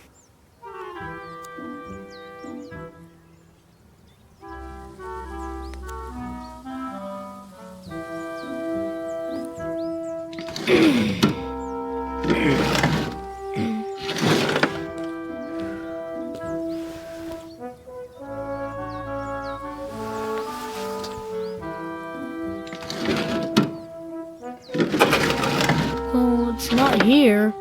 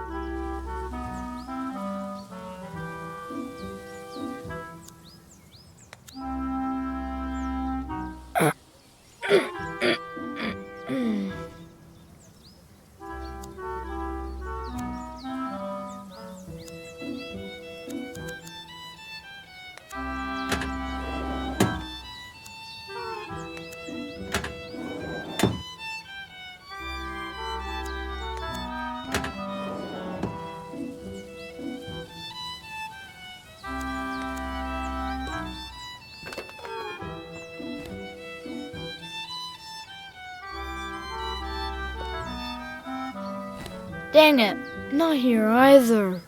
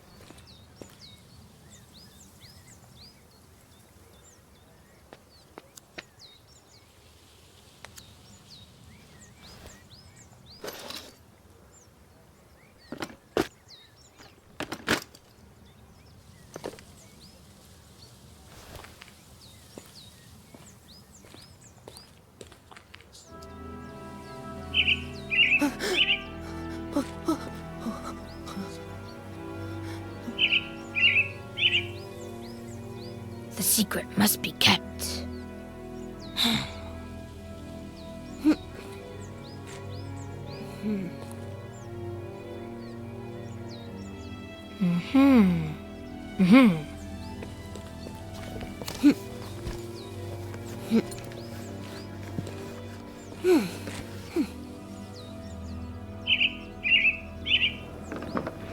You're not fooling me, little bird.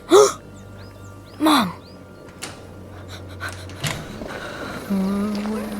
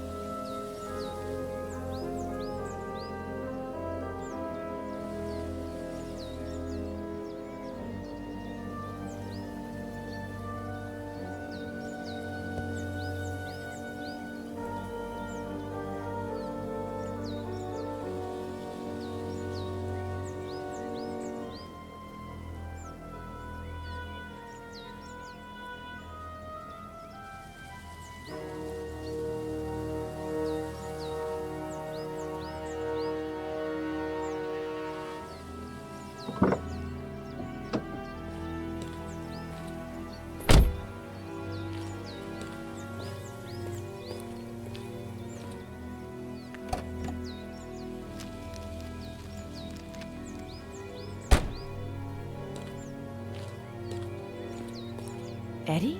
What are you doing? You know I don't like you playing in here. It's dangerous. Eddie?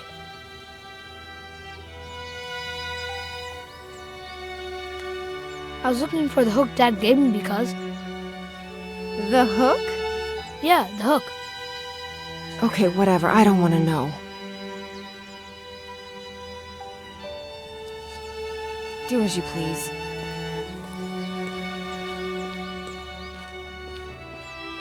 Mom. Well, just finish what you're doing and come to the kitchen when you're done and help me with the groceries, okay?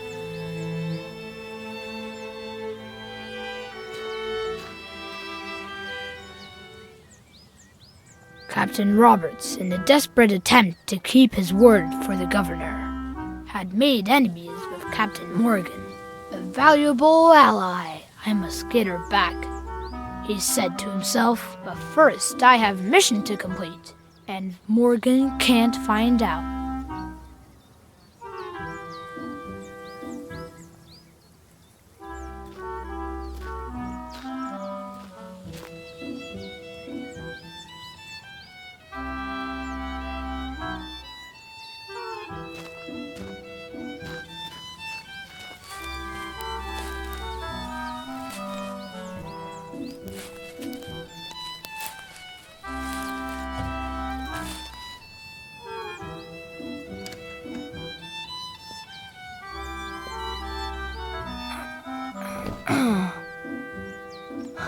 Ed, dude, are you crazy? Why did you climb up if you've already fallen once? Are you okay? I just wanted to keep our secrets safe. Buddy, it's not that. It's just that it's dangerous. You have to be careful. I was very careful, Dad.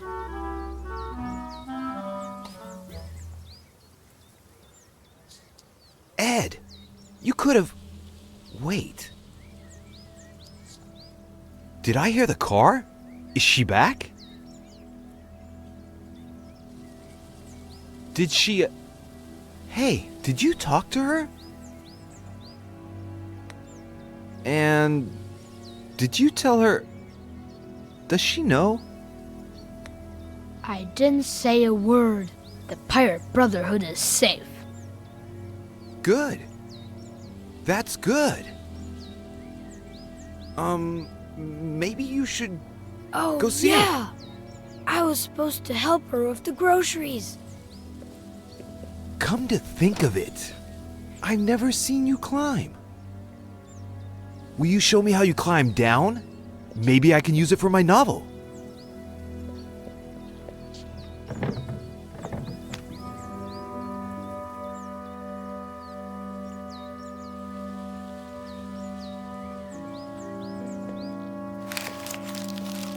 Hey, are you hungry?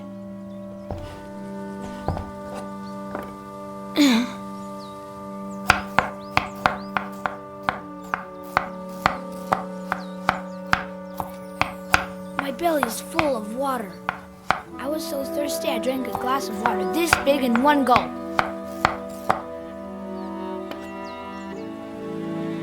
That's my boy. What are we gonna eat? Well, unless your dad cooked something and hid it so he could surprise us later. Roasted veggies. Veggies. Awesome. Too late. I saw that look on your face. Okay. Can you put the rest of this stuff away while I start getting things ready? Okay. All right. Let's see if you remember where everything goes.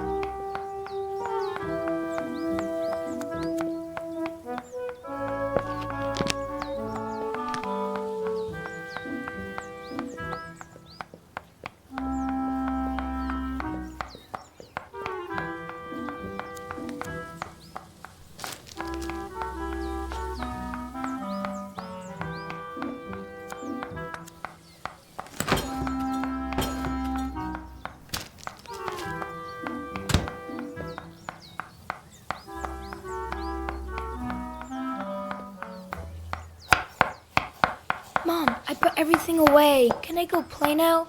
I'd say that was faster than ever. Wait. Are you sure there's nothing left in the bag?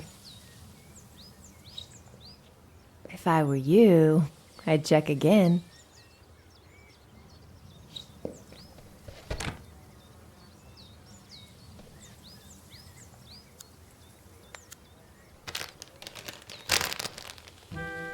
All signs point to a bottle of... Juicy? Red? Oh.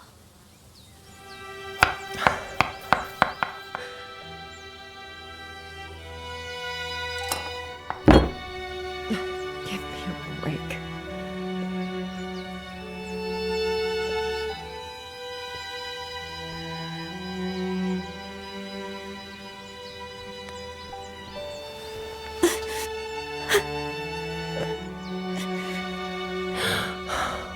Eddie.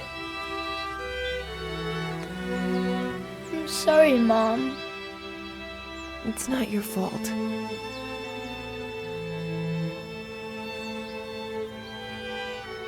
Oh. Mom! You're bleeding! That's why you were crying. Oh, sorry, I got some on your drawing. Signed in blood. Should I go tell... It's nothing, sweetie. I'll fix it up in a jiffy. Just finish putting the things away, please, buddy, okay? So brave.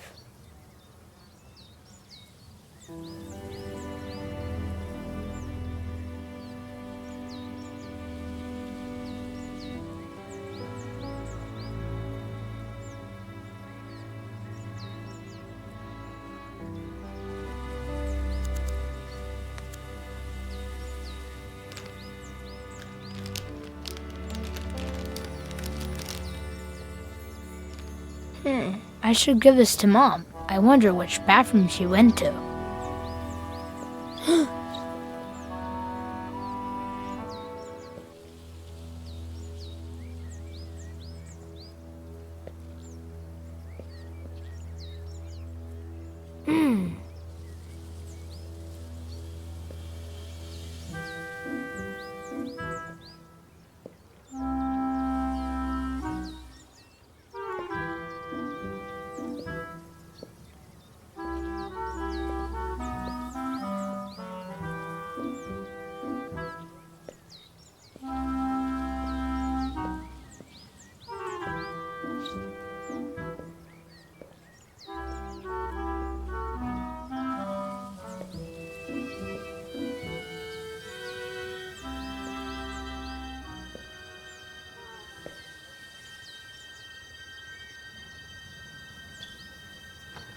Mom?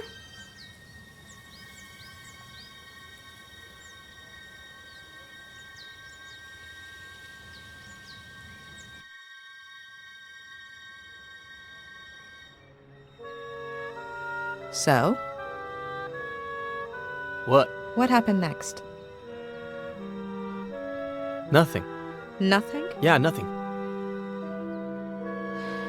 Ed, there are some things I still don't quite understand.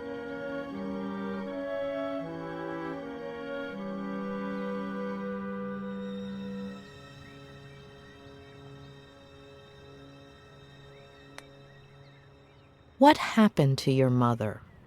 Why was she crying? She cut herself. When was the last time you cried because of a little cut? Maybe it wasn't a small cut.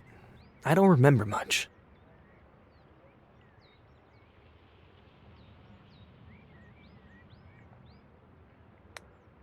It's common for kids to have an imaginary friend. But you had a whole world. Captain Roberts, Flanagan, the Hatter, the 100-sucker Kraken, the... 1,000-sucker. I guess it's a writer's thing. Yes, don't get me wrong. I don't see any problem with the world itself, just with certain details. Okay.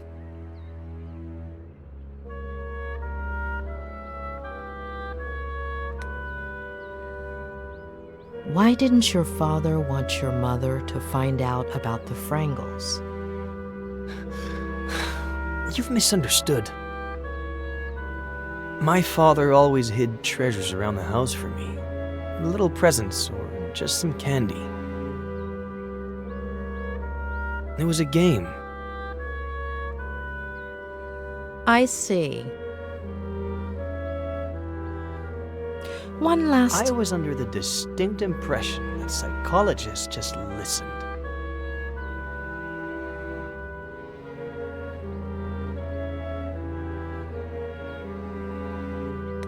Not always. It comes down to asking the right questions. So, why don't you?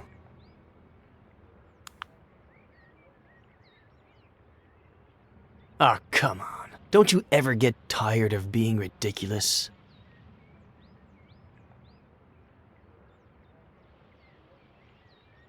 It's not going to work this time either. Please. Earlier, I sat down at the edge of the pond. There's something about it that... I don't know. Lingers? It's as if I were there right now. The water moved slowly. I liked the sound.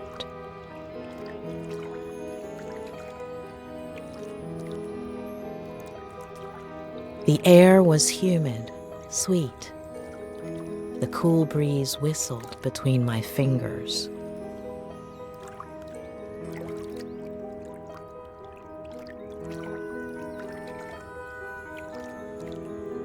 You could barely hear the birds in the distance. It smelled like sap, like bark, like earth.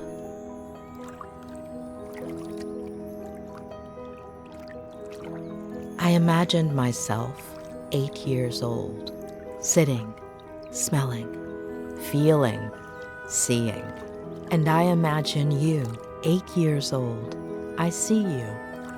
You've climbed up into the treehouse. You're playing. What are you playing? Ready to board.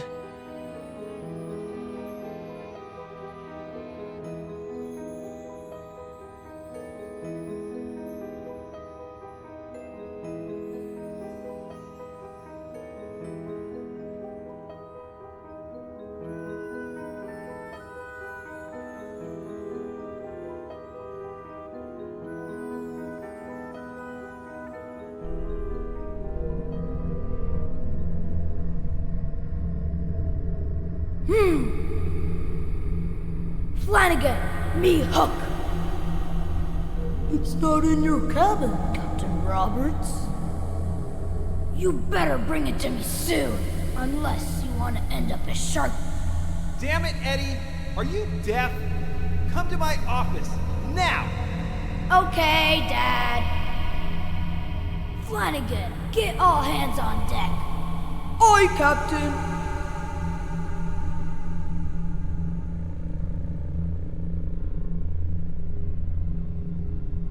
Governor Miller requires me presence at the forecastle to discuss highly important matters.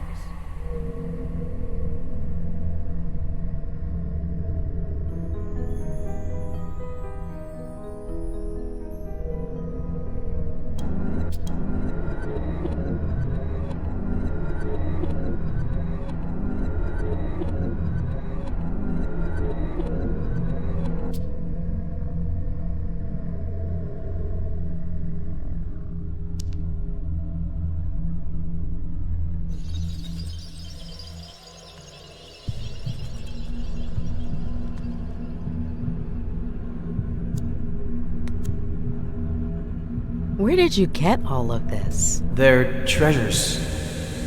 They're all over the place. They're not actually treasures, but I make it look like it. The trick is half closing your eyes.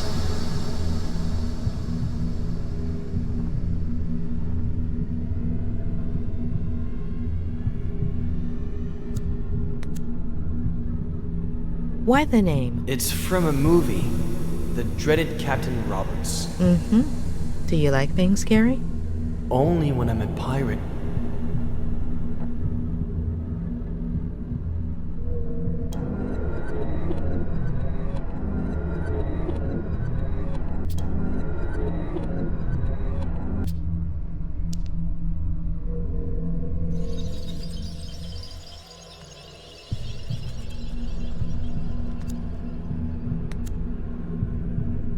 Why is Flanagan so ugly and hunchbacked? Maybe because he's a little dumb? Mm-hmm. Are ugly people dumb? He's kind of like a monster, but cute and fun.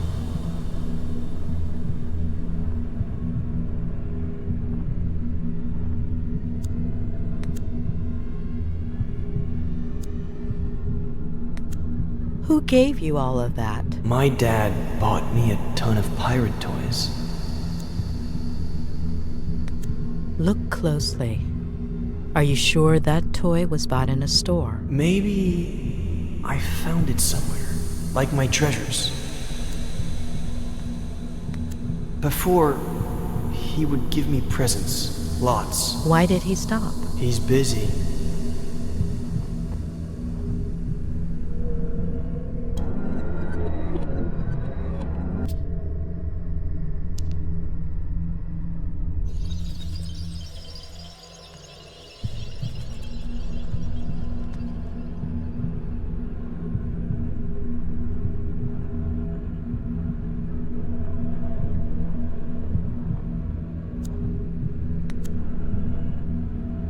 Why did he yell at you like that?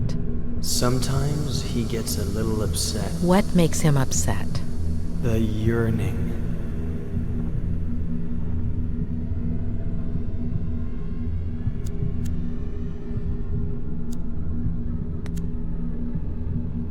Who built it? Dad.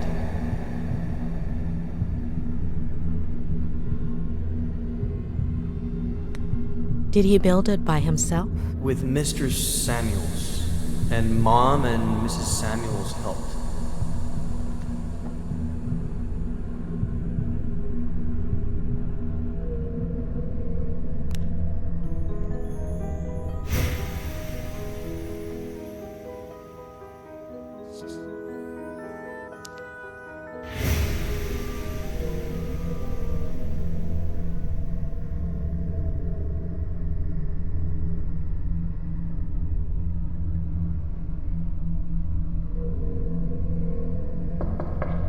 Dad?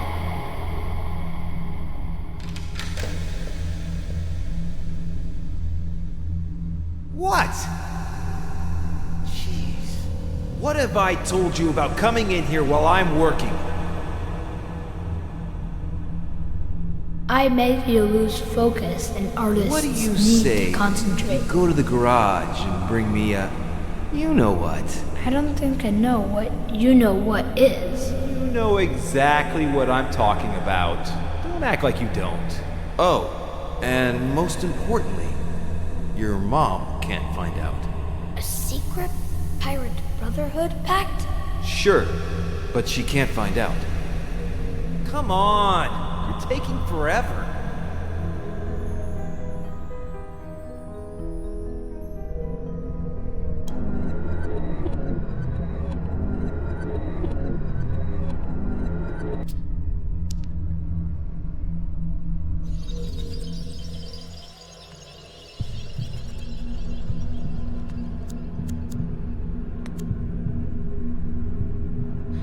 You told me about a pirate handshake where you bumped fists. Did that actually happen, or did you make it up? It might have happened another day, before, when everything was peachy. Ed, your father, has he ever hit you? No.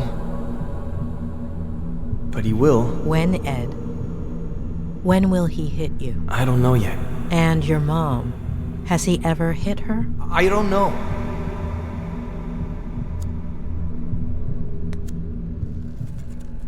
What is your dad writing? A bestseller. Will it? Sell, I mean. He'll never finish it.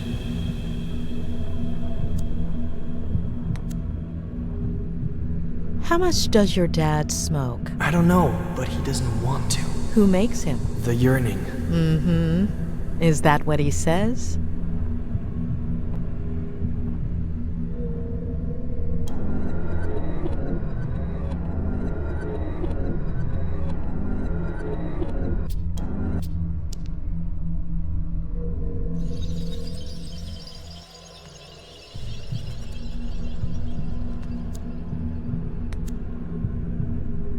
So your father hides treasure around the house as a kind of game for you. Do you remember other treasures, aside from the Frangles? Not right now.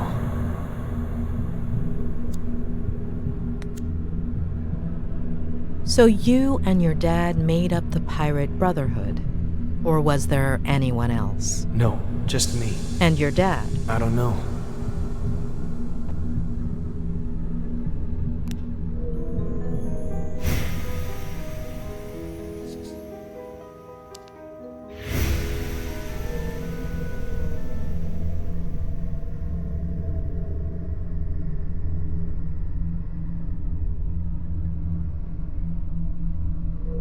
No, it's here in the garage, but where exactly? That is the question, Flagon. The governor is constantly changing its location. Of course, Captain, but... Enough questions, Flagon. Start looking.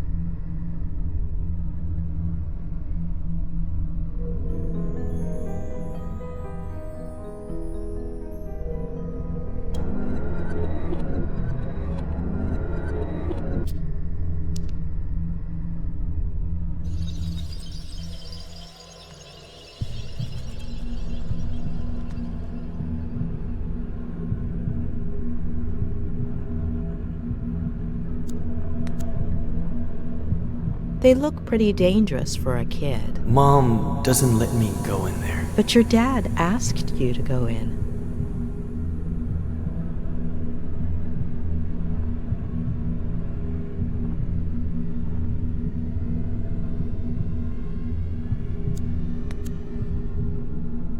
Your dad said he would fix it. I'll never ride my bike again.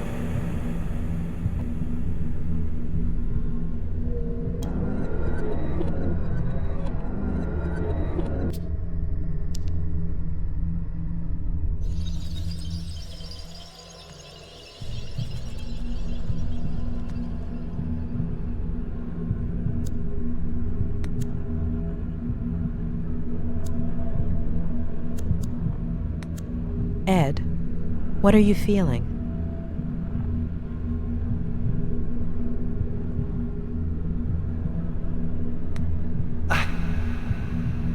I feel...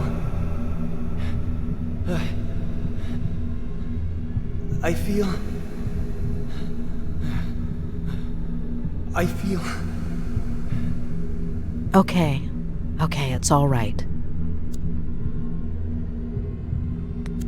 Ed, are you okay?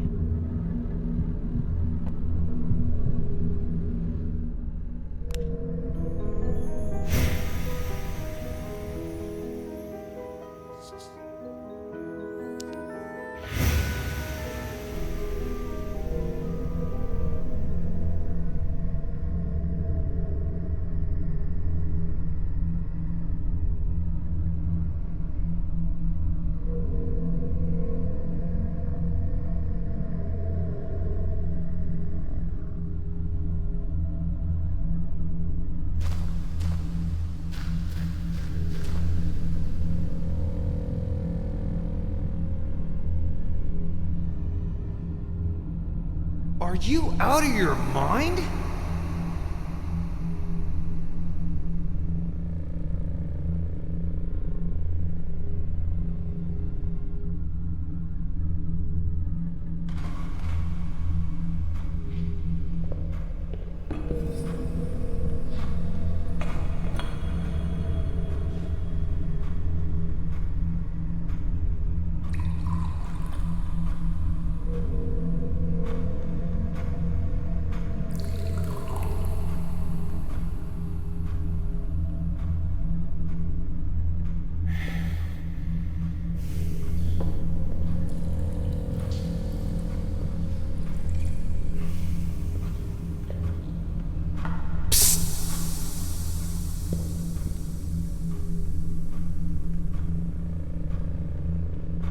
Sit down there.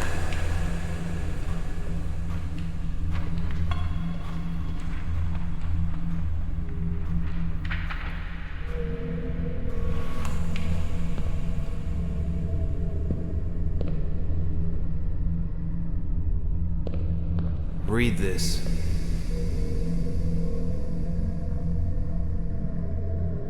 The next step in the long process of Joe human self-destruction involved an internal rebellion. His nervous system out of revenge for being mistreated by Joe.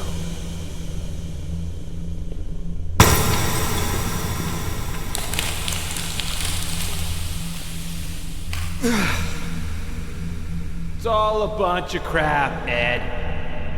I'll never make it. I'm worthless. You understand? Fucking worthless. I'm worthless.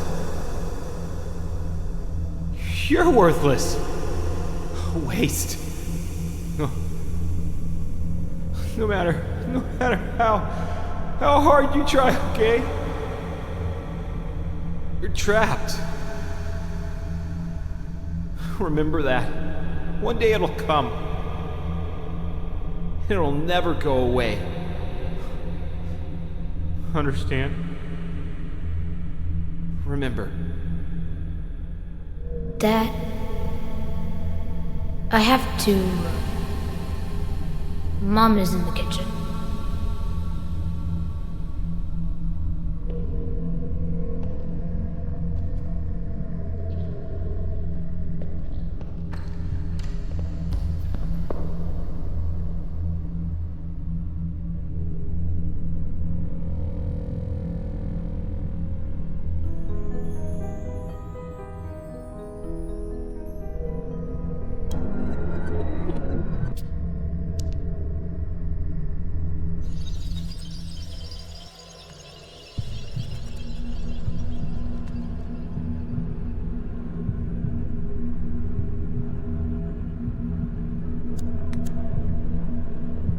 Do you like basketball? Ed, I'm sorry. Who are you talking to? To you. I love it.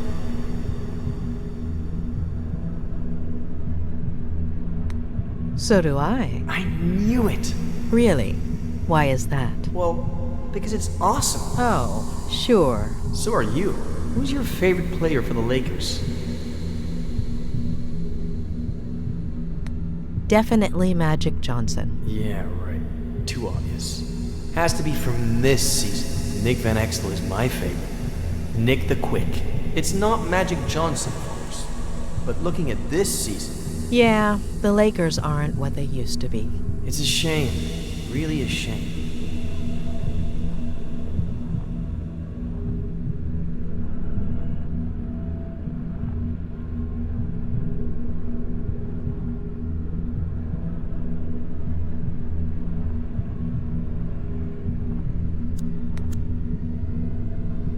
You fell, right? How long ago? Eddie!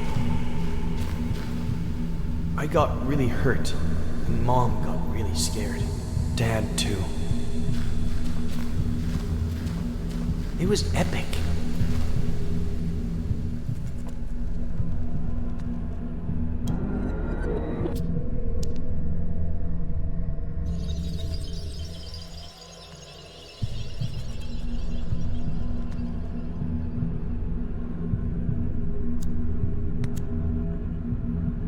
So after falling from the ivy, you didn't get vertigo? What is that? Fear of heights.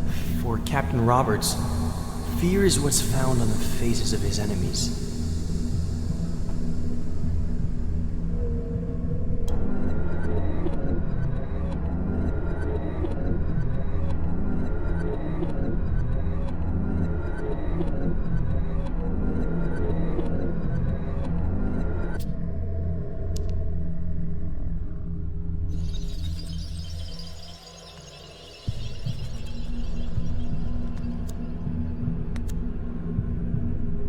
Is it a normal thing for your dad to get really sad all of a sudden? Or angry? Or happy? It wasn't before.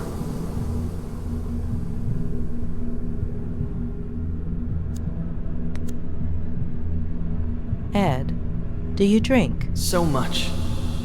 Today I drank a huge glass of water in one gulp. That's good. It's important to drink water.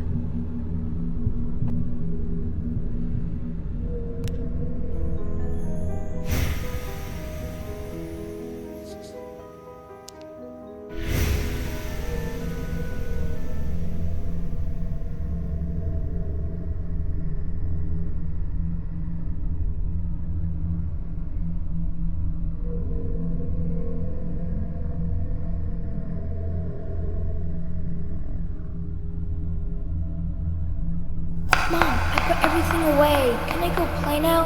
Wait. Are you sure there's nothing left in the bag? If I were you, I'd check again. All signs point to a bottle of...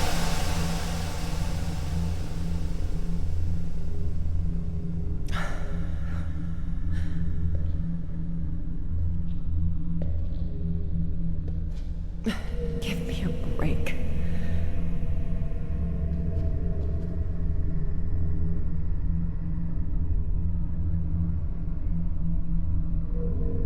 Oh. Mom! You're bleeding! That's why you were crying! Oh, sorry, I got some on your drawing.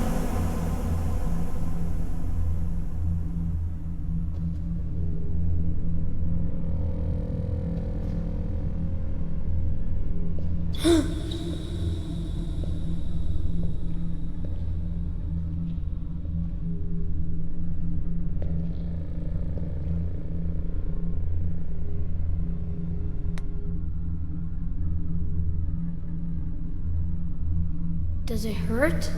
Don't come in! Ow! Ow! Ow! Eddie!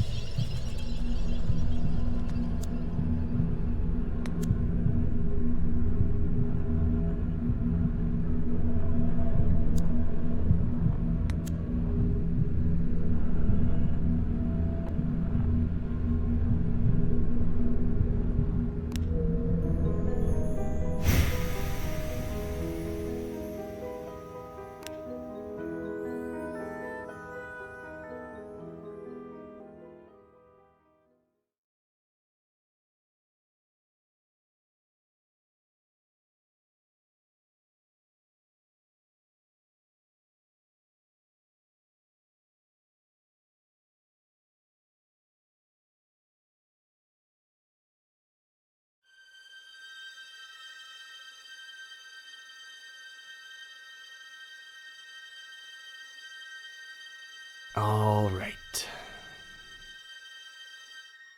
So, you believe me yet, or are you gonna keep at it? I had to give it a try.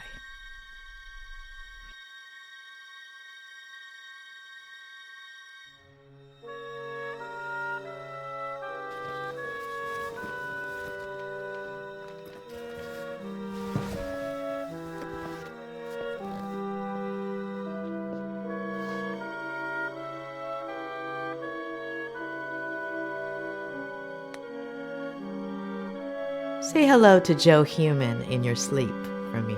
Joe who?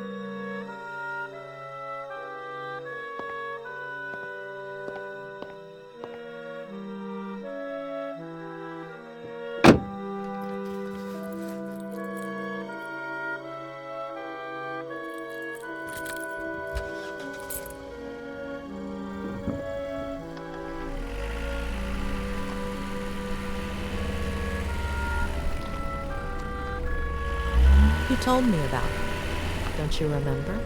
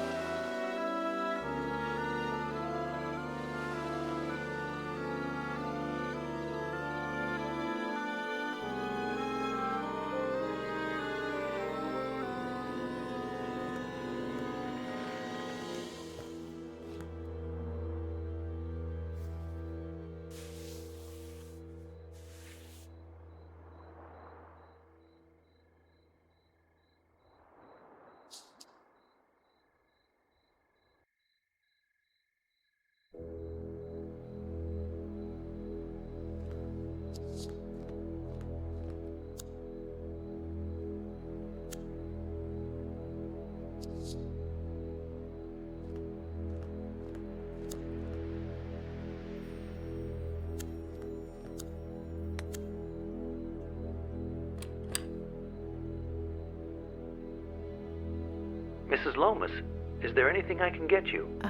You don't do dinners by any chance, do you? No, but there is a wonderful restaurant in Santa Anita, about 5 miles from here. Oh, thank you. I think I'll order in. It's been a long day. Oh, good luck with that. They don't usually deliver here. I could make you something, if you'd like. Just this one time. I can add it to your bill. Would you like anything in particular? Anything you have is fine. I'm not picky. Just give me a few minutes and I'll bring you something, okay?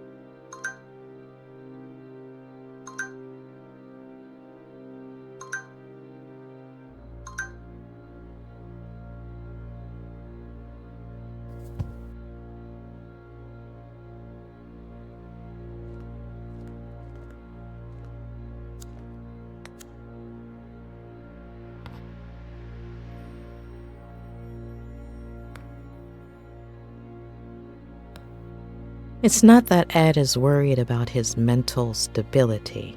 It's more like he's unconsciously repressed some of his memories, or distorted them. But did he block things out himself, or with the help of someone else?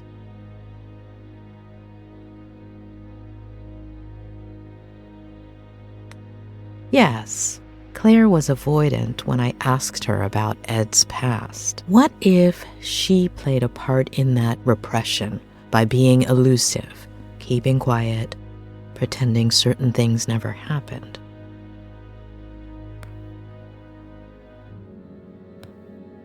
What if Ed, aside from fulfilling his father's dream of becoming a writer, followed in his footsteps in other ways? What if, by driving himself off a bridge, Ed was trying to copy his father?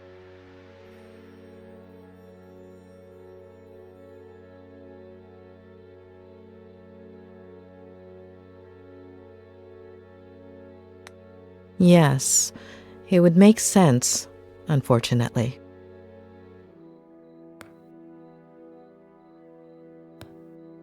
What about his mother? How does one deal with a situation like that?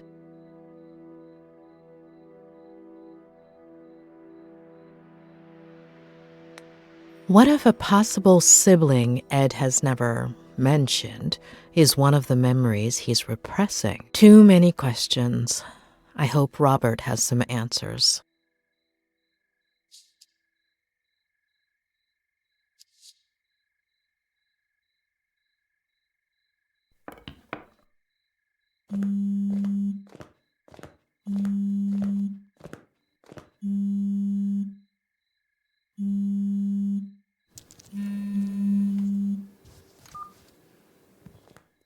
Hey, sweetie.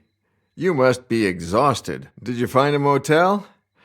You should have let me do it for you. You would have picked something way too fancy. Right. No. Yeah. Of course. You just deserve much more. So, tell me, how is Ed? You know I can't. But I'm paying for it.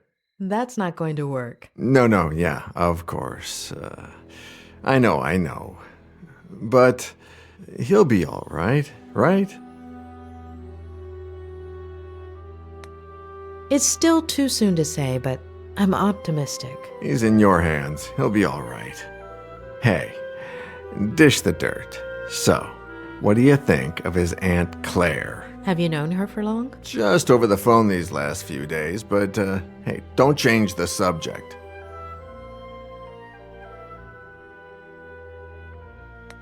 I don't know. I think she's hiding something. Yeah, I totally get it. Well, I have some bad news. She doesn't like me, does she? She called me a little while ago. On the one hand, she says you're very professional, and she likes how punctual and responsible you are. Oh, and the bad news? She's thinking about moving things out of Ed's room so you can bring in the equipment. Does she think I'm going to use brain scanners? No, I don't think so. No, physical therapy equipment. Walkers and stuff. I don't think she realizes you're a psychiatrist or psychologist. What is it? I always forget. Both. Really? Well, the lady has a whole different picture. I still don't understand why that's a bad thing. Hold on.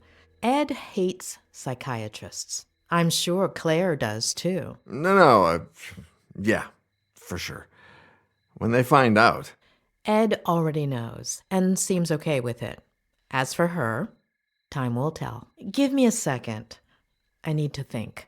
Yeah, sure. Take your time, sweetie. I'm in no hurry. Although I did order some dinner, and it should be here any minute now.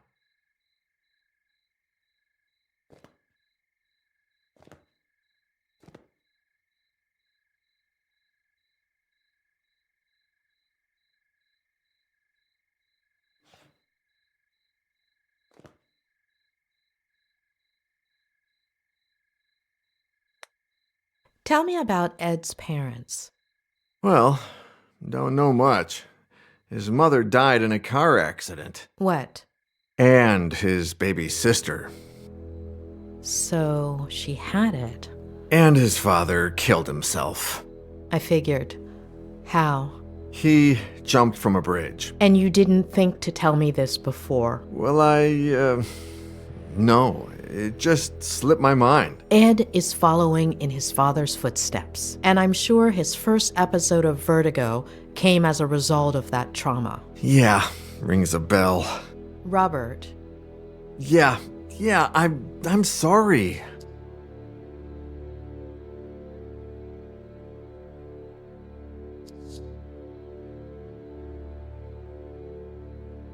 How did you meet Ed? Through a mutual friend, one of his college professors. She gave me his manuscript. I loved it, and we met up. The novel was a diamond in the rough, but it needed a lot of editing. Lucky for him, he was talking to the best editor in Los Angeles. It was a few months' worth of work. He would come over, we'd read, talk, drink.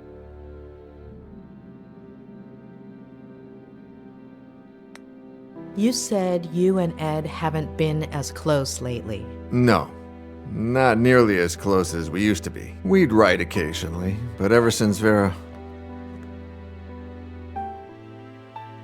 Robert? Yeah, no. Sorry.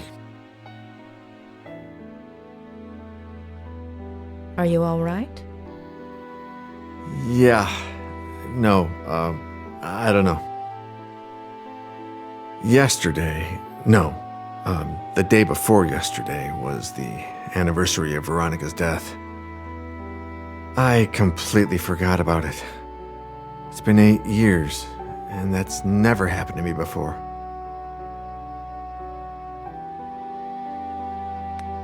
Do you want to talk about it?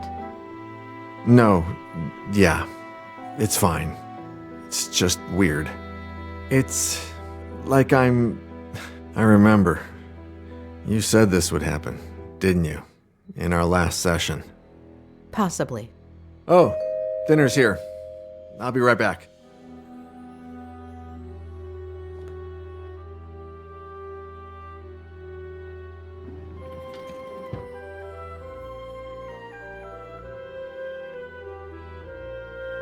Ah, takeout. A bachelor's best friend. Hey, how's Lou?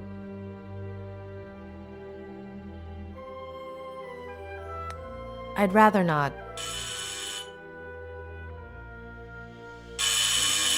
Oh my, a visit this late, Doctor? Oh, come on. I eat too. Yeah, right. Of course. I'll leave you to it, sweetie. Bon appétit. Talk soon, yeah? Bon appetit. Mrs. Lomas, your dinner's going to get cold.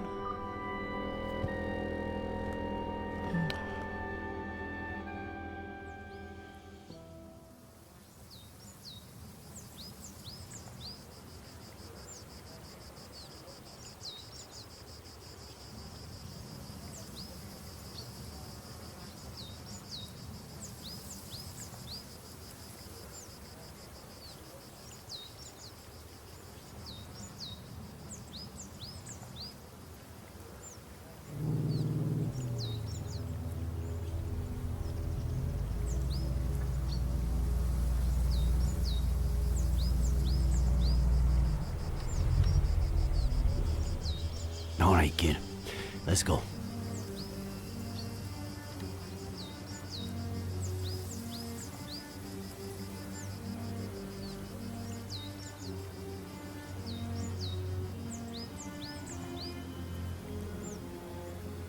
Never, ever tell me anything like that over walkie-talkie. Not ever again. Adam?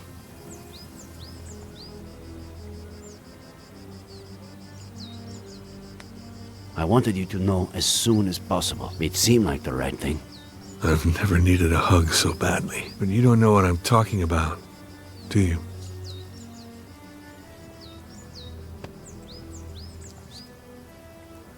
Kid. We have to find my aunt. We'll find your aunt. She's alive, right? I hope so. Harley is getting ready for the biggest search party you've ever seen, Adam. We've already got over 100 volunteers coming. We'll find her.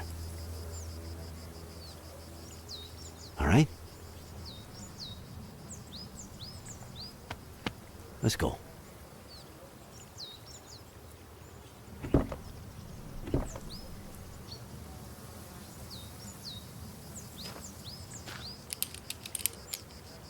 Sure you don't want me to go down there? I've done this before. Just pay attention. Give me more or less slack when I tell you to, okay?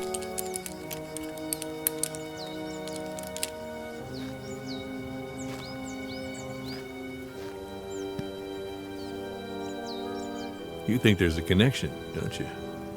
Between my uncle and Ed Miller. According to the forensics, your uncle died... Was murdered. A little over a week ago.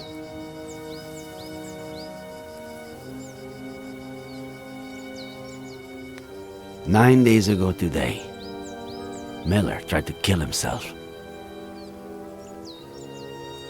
We are talking pretty much the same day that Miller's car went over that cliff. And the jackass says he was riding with a girl and a baby that no one's ever heard of. But firemen went down and didn't find anything. We don't put out fires, and they don't find things.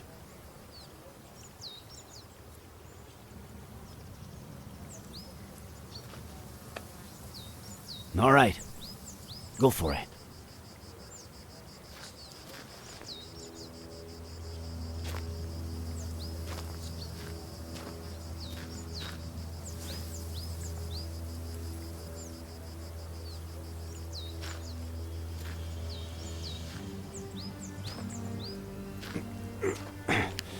I'm on the ground. I'm on clipping, all right?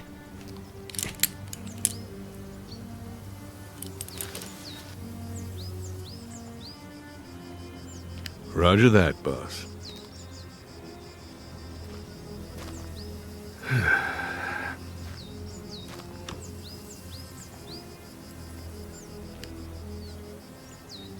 I skipped the monthly dinner, Nick. No reason. I just didn't feel like it. I don't know why. Just didn't, you know.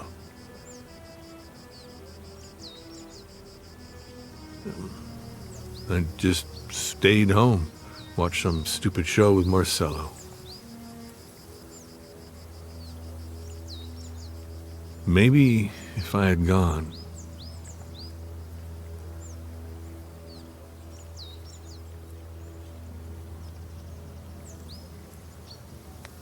None of what happened is your fault. The real culprit is out there, and we're going to find him. Okay? Sure we will. I get why you feel that way. And I have no idea how one gets rid of that feeling. However much time goes by. All I know is that it's pointless.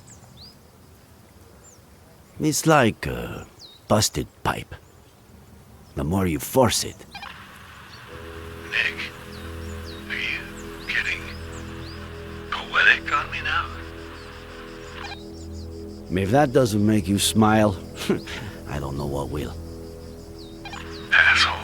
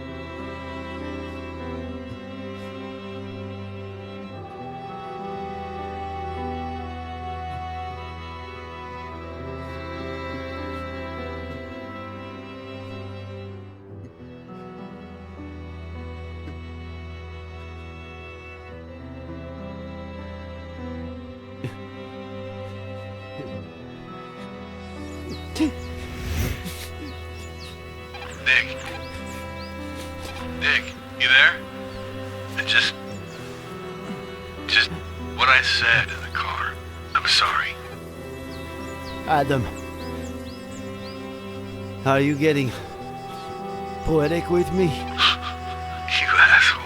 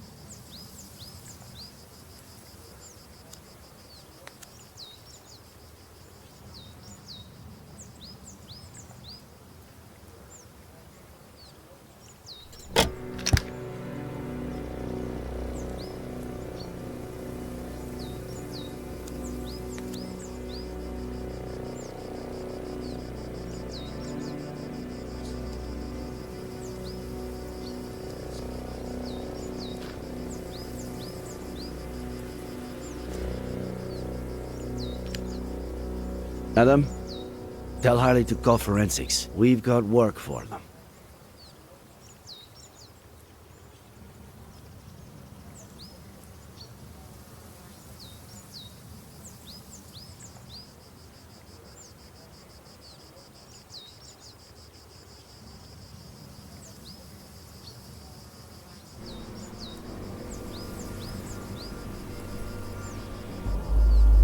No!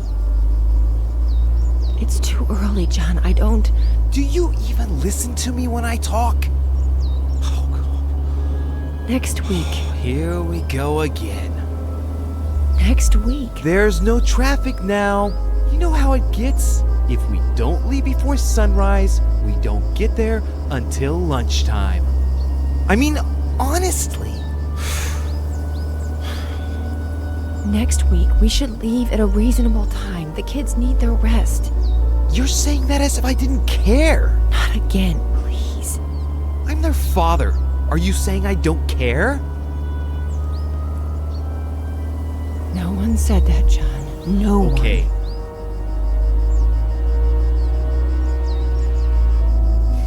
You're not gonna win this fight. It's over.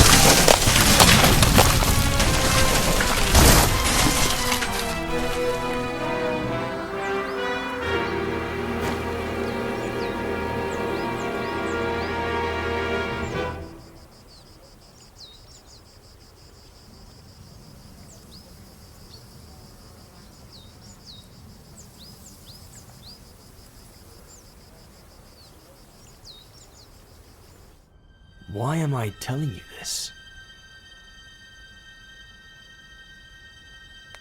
It's important, Ed.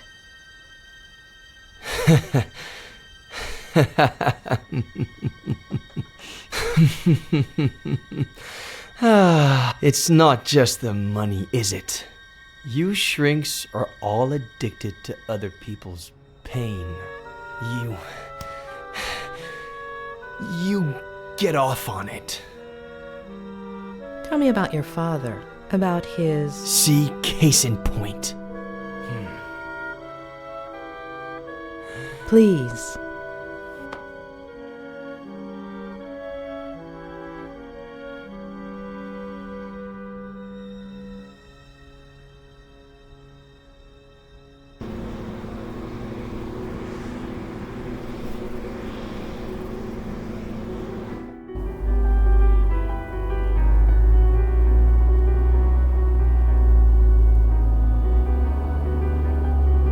Aunt Claire really loves you, huh? If she'd brought me all those books, I would have never left my room.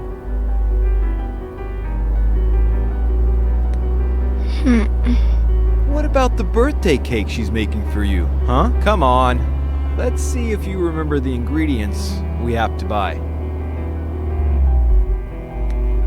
Okay. I'll say one, and then you say one. Baking powder? Eggs? No. Flour? Yes.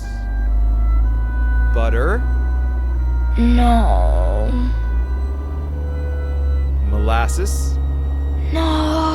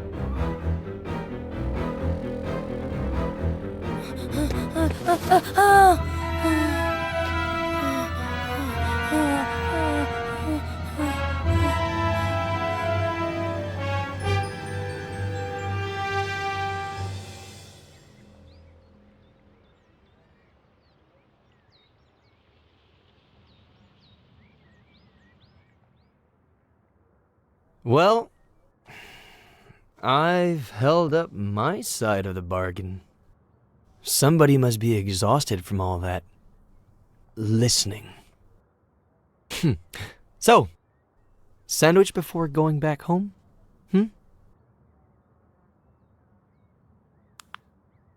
You know,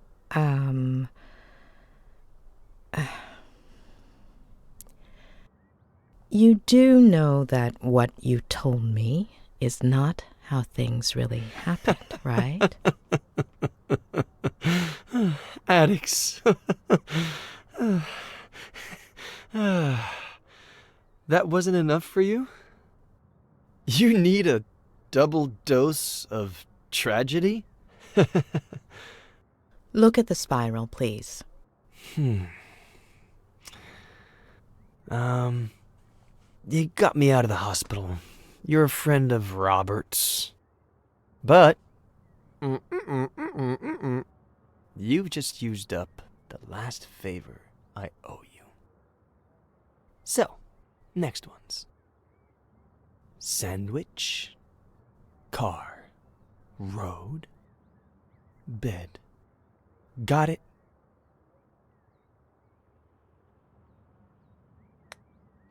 I'm not going anywhere until you're better. You're 9. Your parents woke you up in the middle of the night to go on a trip. You fell asleep in the car. Your sister is next to you.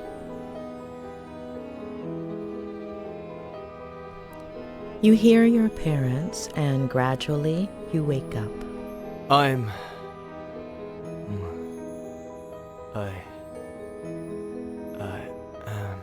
No! You have several plastic figurines. Can you describe them to me? They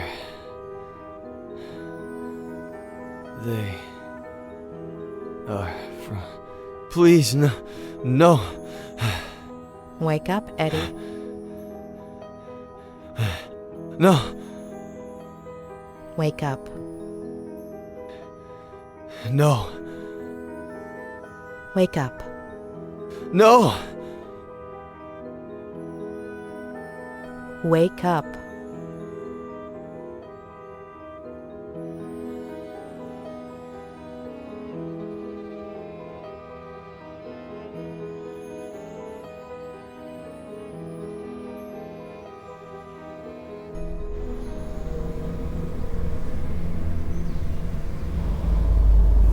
Damn it!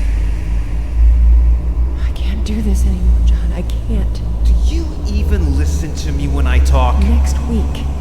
What did you promise me, Next week.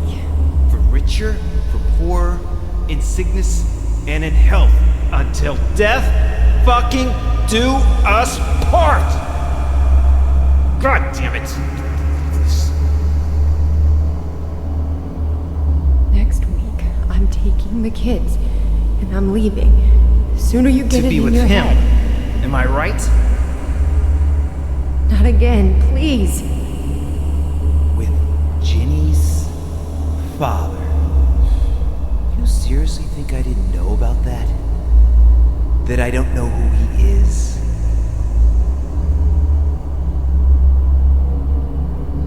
There's nobody, John. Nobody. You're not gonna tear this family apart.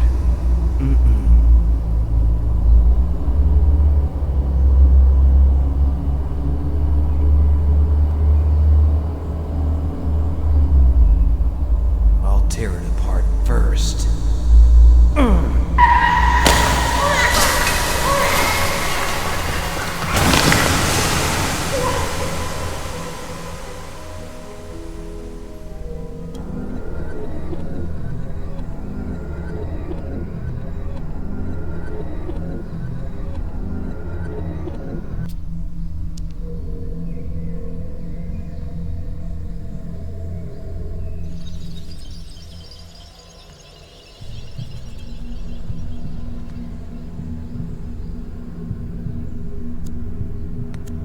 Before, you said your mother winked at you at that point, but actually, she only looked at you. Why? She would do that sometimes. Why did you forget the last look she gave you, Ed? I don't know. It's not my fault. I didn't do anything. Do you go from San Francisco to Cerro Lake every weekend? Mainly in the summertime. The house in San Francisco is really small. And Dad says his imagination doesn't fit inside, so it ends up jumping out the window. Especially now that they've turned his office into Jenny's room, right? Mm-hmm.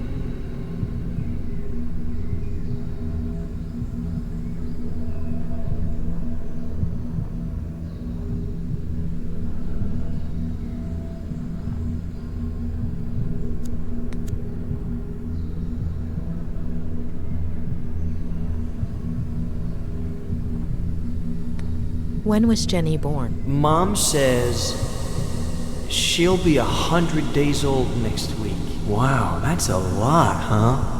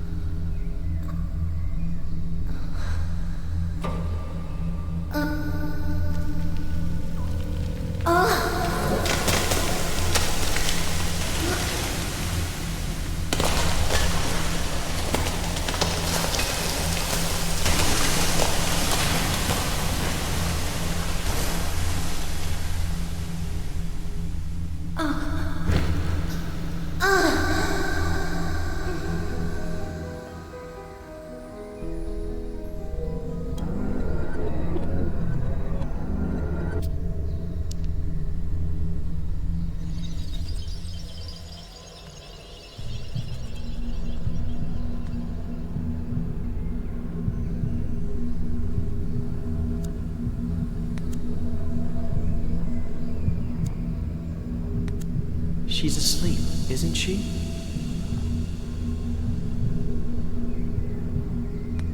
You know she's not, Eddie. She's crying. Jenny's crying. Is she okay? Don't worry, Eddie.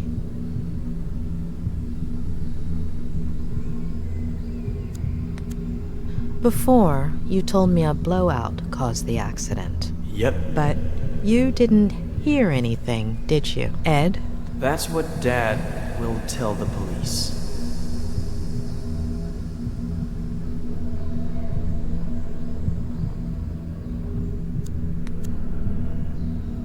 Did you hurt your collarbone? The doctor will say the seatbelt saved me, but it burnt my skin.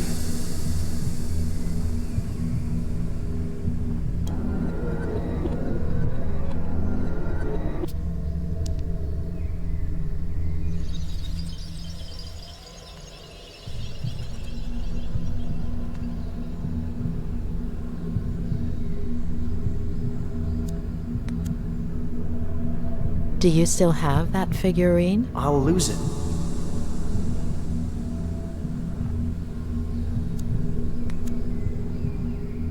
Will your father keep drinking from that day until his last? Aunt Claire won't let him. Aunt Claire? She'll come from San Bernardino to take care of us.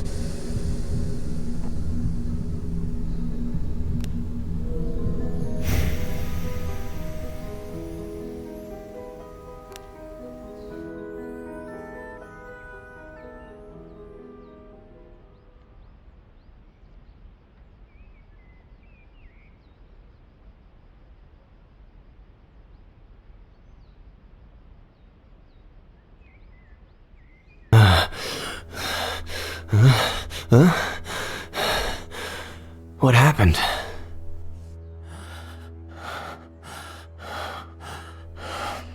Ed,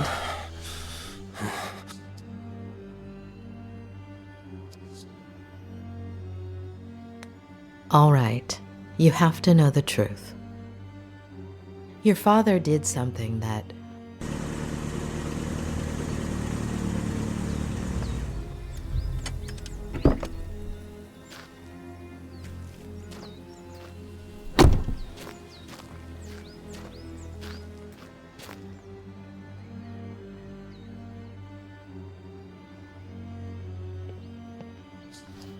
He's in rehab. You can't go in there. What did you do, Miller?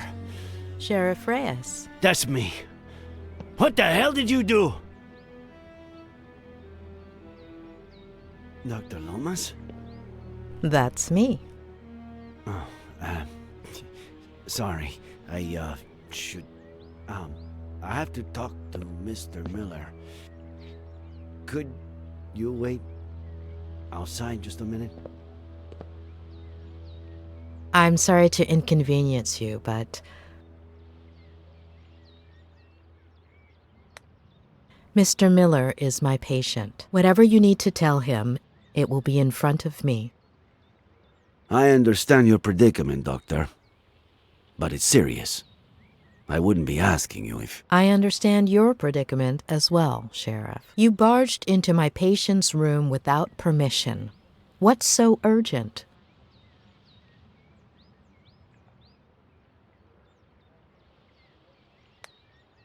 As you know, Mr. Miller is unable to walk. I don't think he'll run off while you're waiting. I know this might seem, irregular, but, if I could just... I don't care what it looks like. I'm not leaving this room. Doctor. Please. Dr. Lomas. I'll take care of this.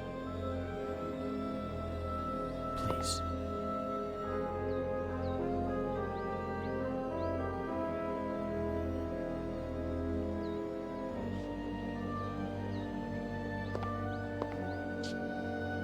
Thank you.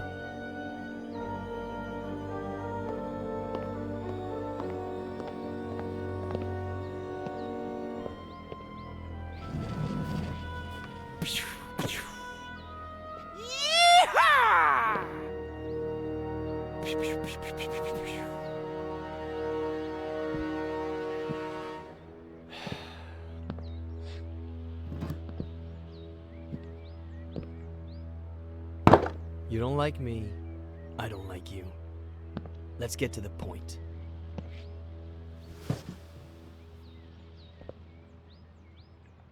Okay, Miller. 27 years ago, on Brody Canyon Bridge, your family... No. No. And now the exact same thing happens. And I'm supposed to believe it?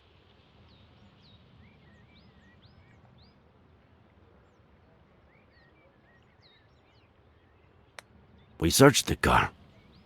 No sign of a certain Faye or a baby.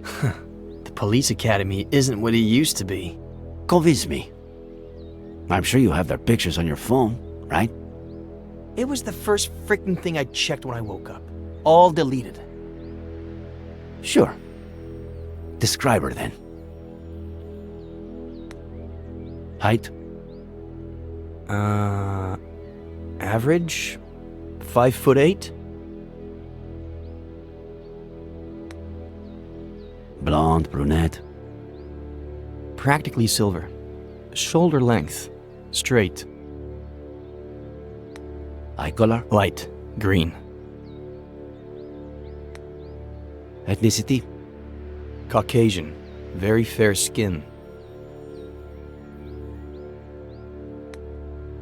I suppose you know they ran some tests when you got to the hospital. Enlighten me. What did they find? Alcohol. Yeah, right. Well, according to the truck driver who saved you, you reeked of booze. I hate this stuff. Can't even stand the smell. Even an 18-year-old Durrell Special Reserve?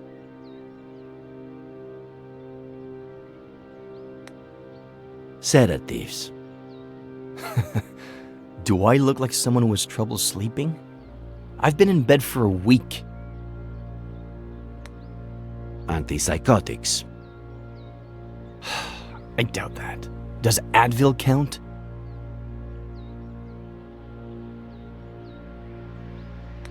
So, how did it all happen? Here we go again. I was sleeping. Faye woke me up. Jenny had a slight fever. Jenny? My daughter. Jenny. We got dressed to take her to the hospital. We got in the car, and that's it. That's it. I told you I don't remember. Amnesia. Comes in handy sometimes, doesn't it?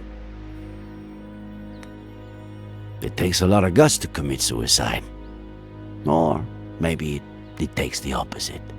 If that truck driver hadn't showed up, would you have done it? No, I was getting down from the railing when he knocked me on the ground. Had you met him before? The truck driver? What are you suggesting?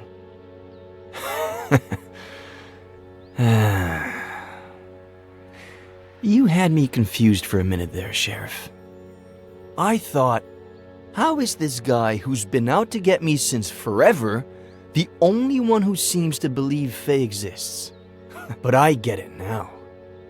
I stopped counting the amount of times you pulled me over for a breath test. Now you finally have an excuse. You want to lock me up for a damn DUI? And if you can also peg involuntary manslaughter on me, all hail the sheriff.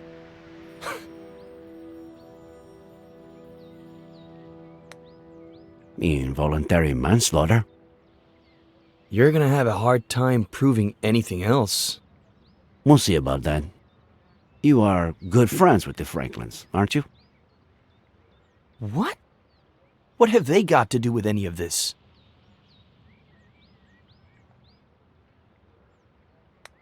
Do you have a gun permit? I'm a writer. The pen is mightier than the sword and all that crap. Then, what's that Glock 19 doing in your glove compartment, huh? What are you talking about? Are you messing with the little sanity I have left? How do you get along with Esther Franklin? We were close when I was a kid, but that ended when I went to San Bernardino with Aunt Claire. When I came back about 9 years ago, we started to reconnect. She still cares about me, for some reason. Do you and Samuel Franklin go fishing a lot? Is that a crime? Huh.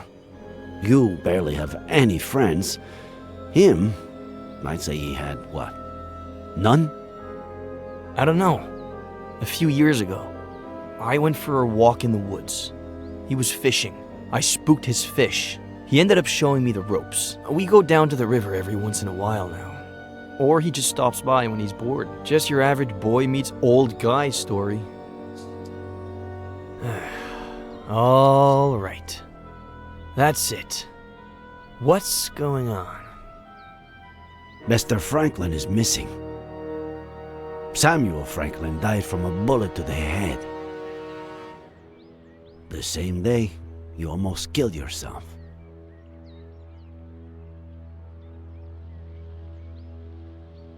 No. No. No. No.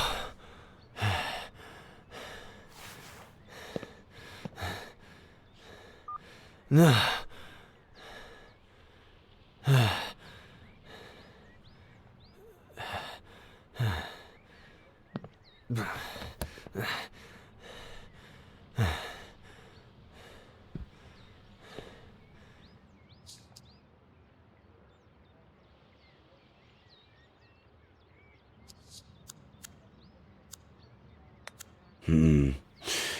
What if I handed it to him? With some excuse to look at something. Maybe a picture of this Faye. What did he say she looked like?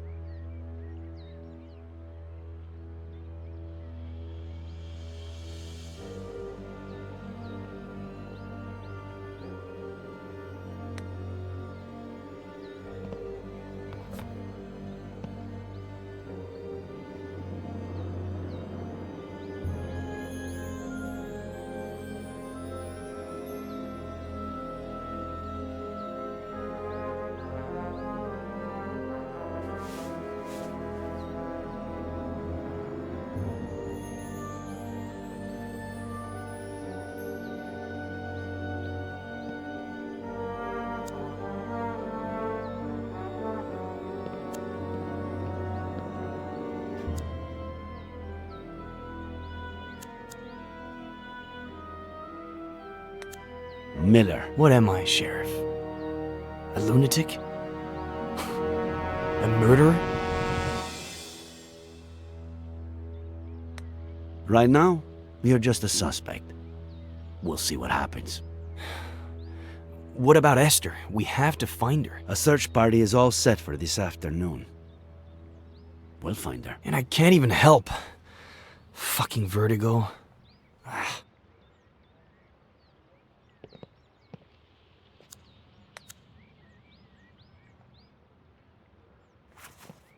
There's something I want you to see.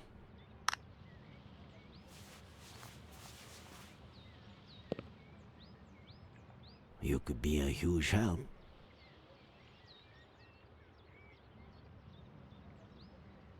This was just sent to me. She was seen around the park. Is it Faye? Those look like her eyes, but she was blonde. Zoom in. Look at the details. Maybe she did something to her hair. No. Sorry, but no.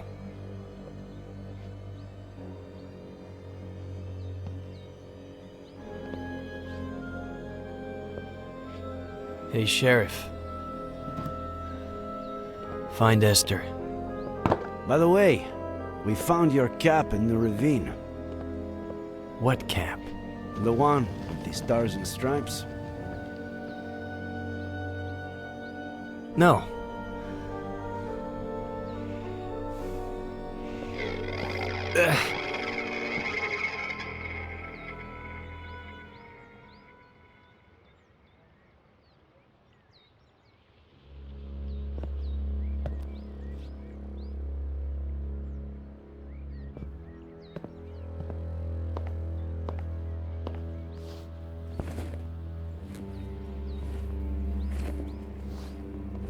Please, stop. Thanks for what you did before. For confronting the sheriff.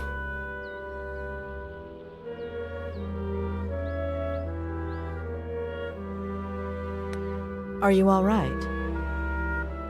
You know I'm not. Please help me.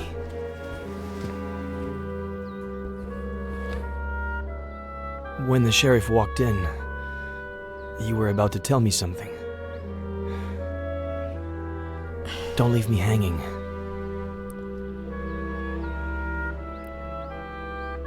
I'm still missing a piece of the puzzle.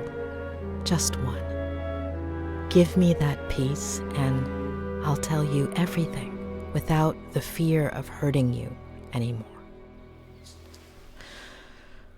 Before your childhood accident, all days, maybe weeks earlier, if that's what I think it is, something your father told you about your mother, or the other way around. Something that made you take sides.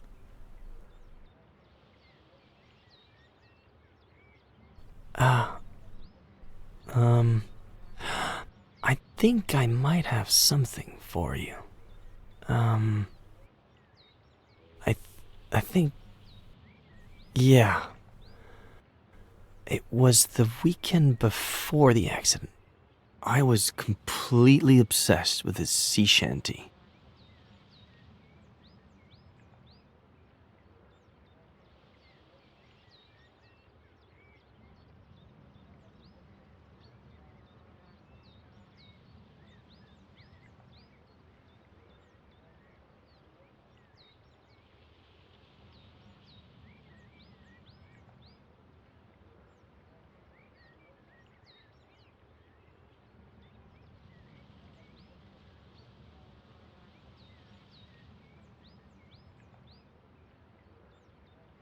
Well, more than the actual shanty, I had a thing with this verse. I don't even know why. What verse was it? What did it say?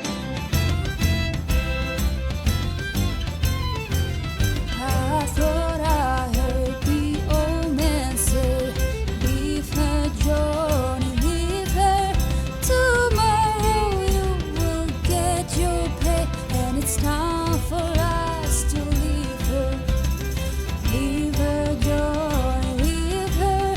Oh, leave her, Johnny, leave her. For the voyage is long and the winds don't blow, and it's time for us to leave her. Oh, the wind was foul and the sea ran high. Leave her, Johnny, leave her. She shifted green and none went by, and it's time for us to leave her.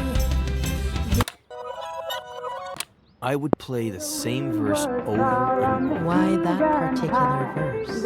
I don't know. Maybe because it was Saturday and I got my allowance on Sundays. By, and it's time for us to leave her. Leave her, Johnny, leave her.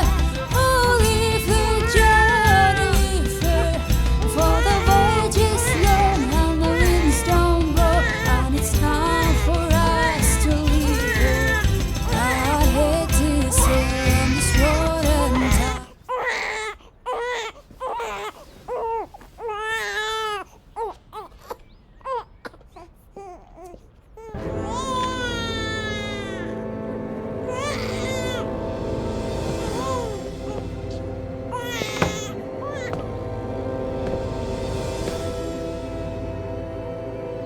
Special Agent Miller, I have an extremely important mission for you.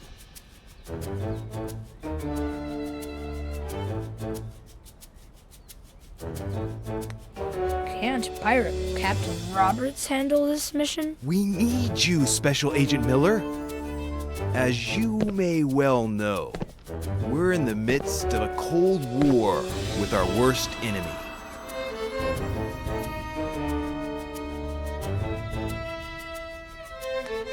But they said on TV that the Cold War was over. That's exactly what our worst enemy wants us to believe. That darned KGB.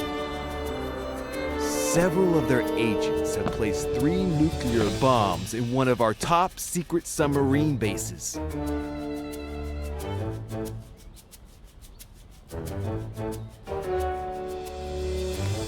Well, if they found them, how top secret can they be? Good point, Miller. You're such a darn genius, Miller. You'll make a fine major. Where was I? Ah, yes. A super dangerous mission. Only an agent with my experience and training can succeed under these circumstances. But didn't you say you had a mission for me? And I do, Special Agent Miller. And that it was super important? And it is, Special Agent Miller. How important do you think it is to protect the First Lady?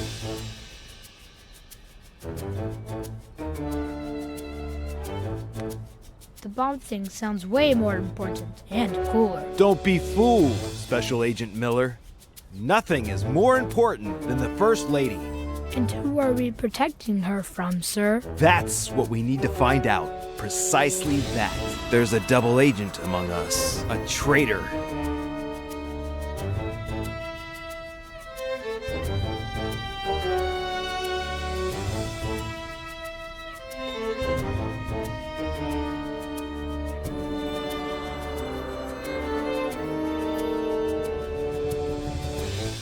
While I'm away on my mission at the top secret submarine base,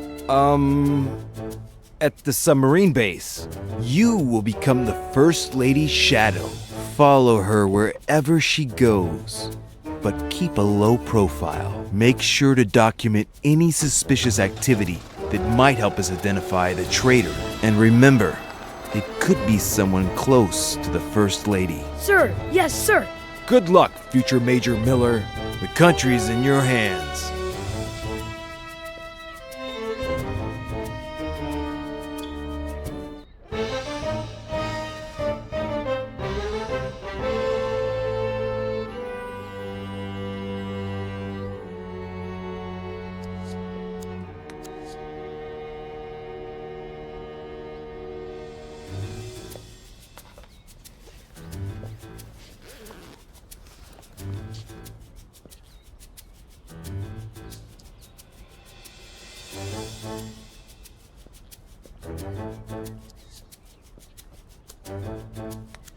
Where's the other one?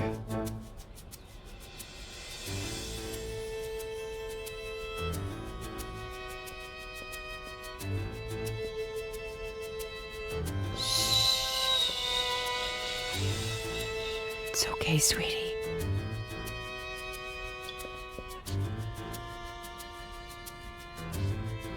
Lieutenant Flanagan, do you copy? I do, sir, just like you ordered. Do you have a visual of the presidential suite? Loud and clear, sir. Good. Let me know when she exits and heads towards the conference center. I can't risk her seeing me. Darn it, Flanagan. I told you to inform me if she left the presidential suite. Did she leave?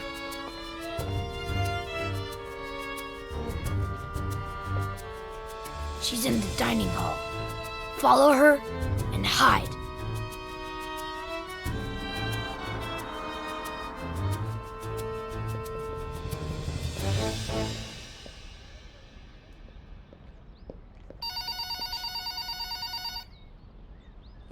Claire, how are you? No, your brother just left to get groceries. Oh, she's just precious. Yes, she gets plenty of air. I'm making dinner now, but in about 15 minutes I'll take her outside and we'll go to the lookout by the lake. Yes, the lake that's by my house. How would that be dangerous? Don't worry, I won't let her get close to the railing. We'll just sit on a bench. Okay, I'll definitely tell him you called when he gets back.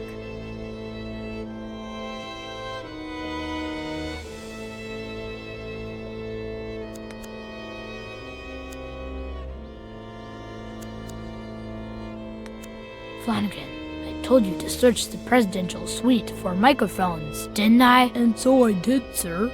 But there weren't any. Do me a favor. Schedule an appointment with the CIA eye doctor, will you? Yes, sir. For who? Just do it.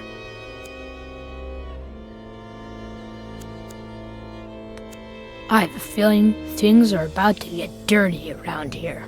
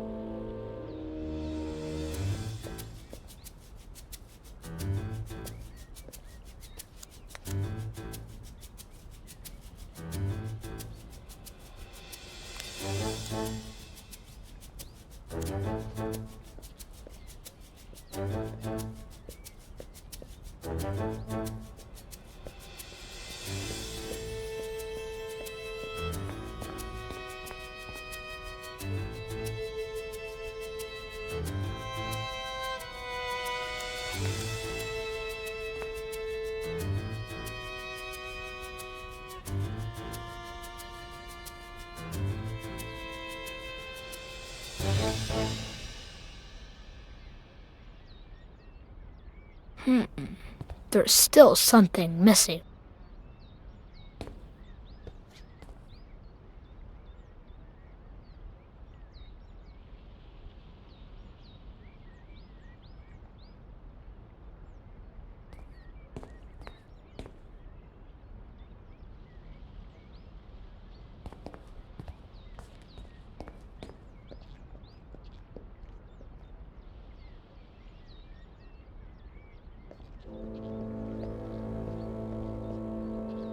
Jenny! No! My little sweet pea! Come on, sweetie. Time to wakey. Who wants to go see the lake views? Come on, don't be a little sleepyhead. Or your Aunt Claire will never let us hear the end of it. You'll see. It's such a beautiful day out there. And when we get back, you'll have your bottle. You like that, don't you? Close call.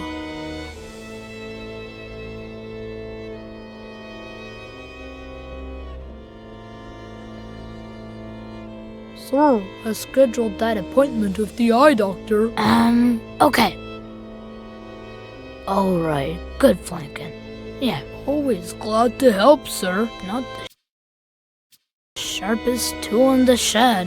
I swear, I don't know why certain people are even born. I don't need this antique device to communicate with my team of spies. Walkie-talkies are the future.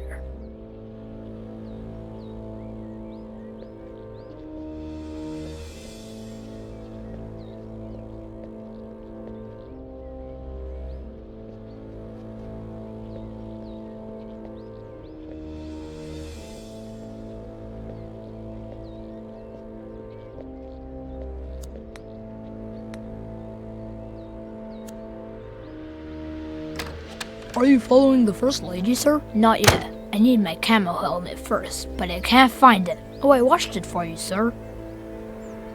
I left it in the hangar. By the tanks and motorcycles.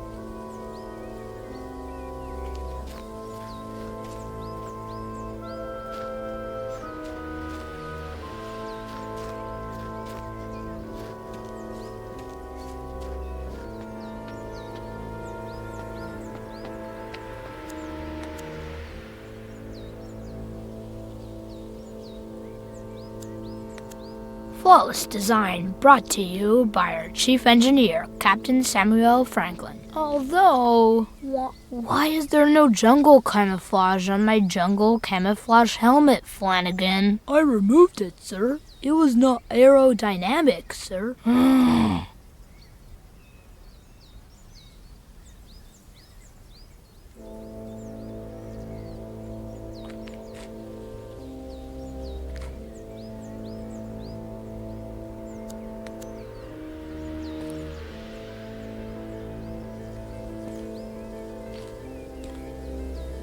Another great fix by our chief engineer, Captain Samuel Franklin.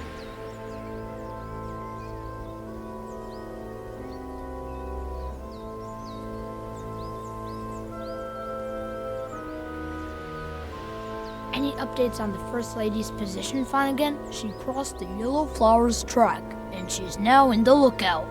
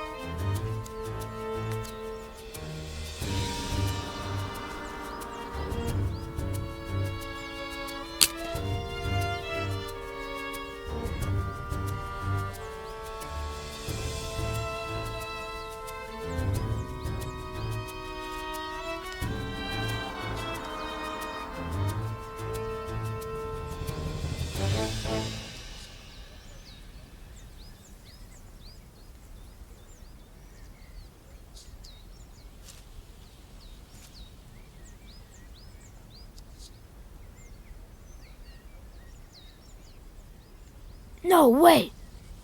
Yes, sir?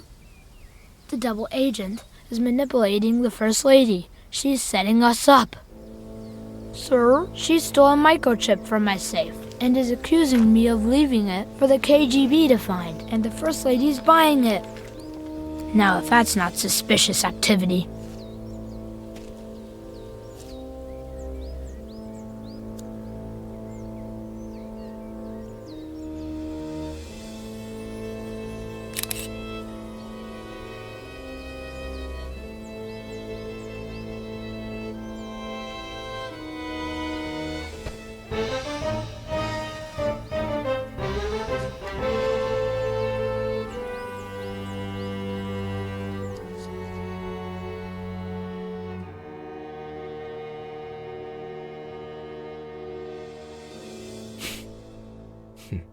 Well, and that's all, I guess. Shall we?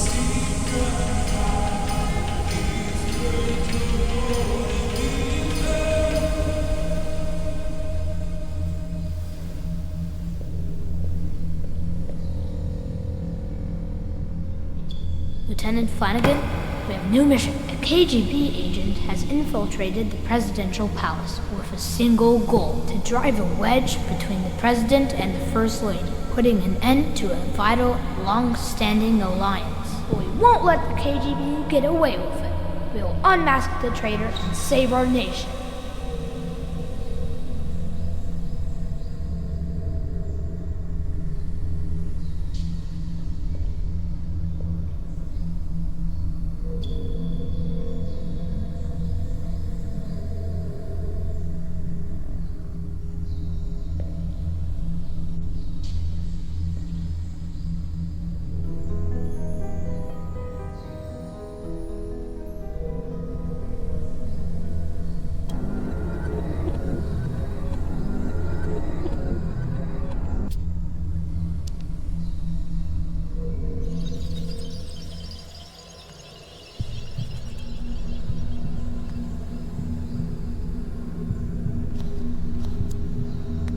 I know you found the missing figurine after all. Mom will give it to me later. She'll be a bit angry. You weren't obsessed with an entire verse, were you? Only with one sentence. Leave her, Johnny. Leave her. Maybe.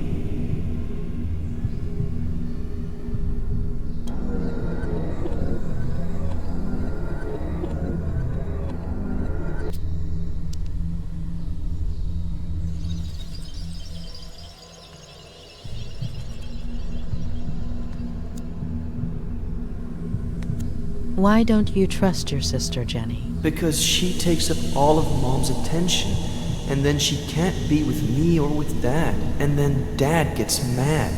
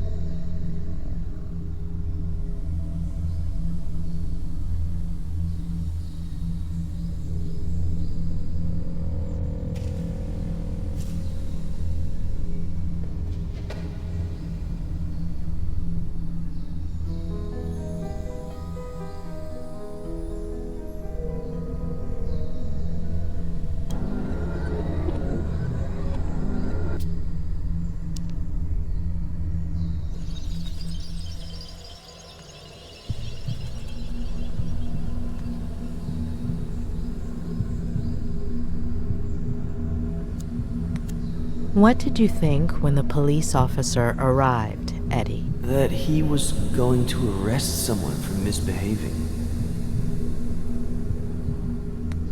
Yeah, or I don't know.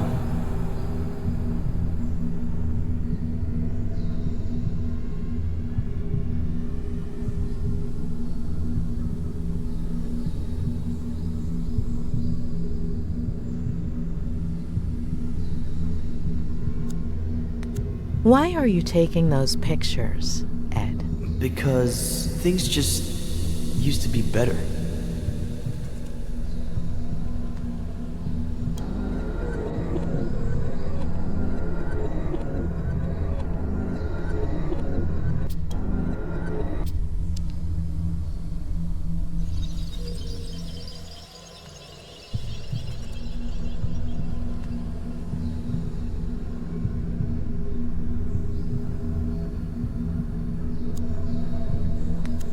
How did Jenny get a hold of that figurine? Sometimes Dad sleeps in Mom and Dad's room in the morning or in the afternoon. And Mom comes and changes Jenny's diaper on my bed. So I go outside to play.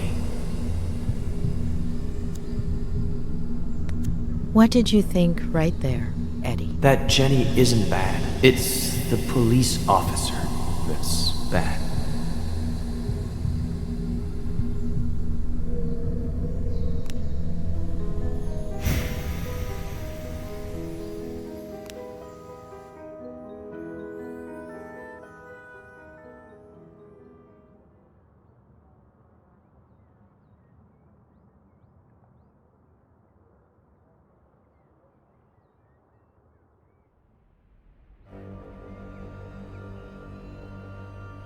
What? It can't be that bad.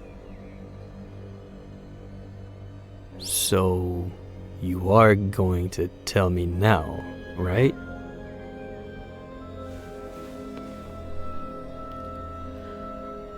You've been repressing and twisting your own memories since...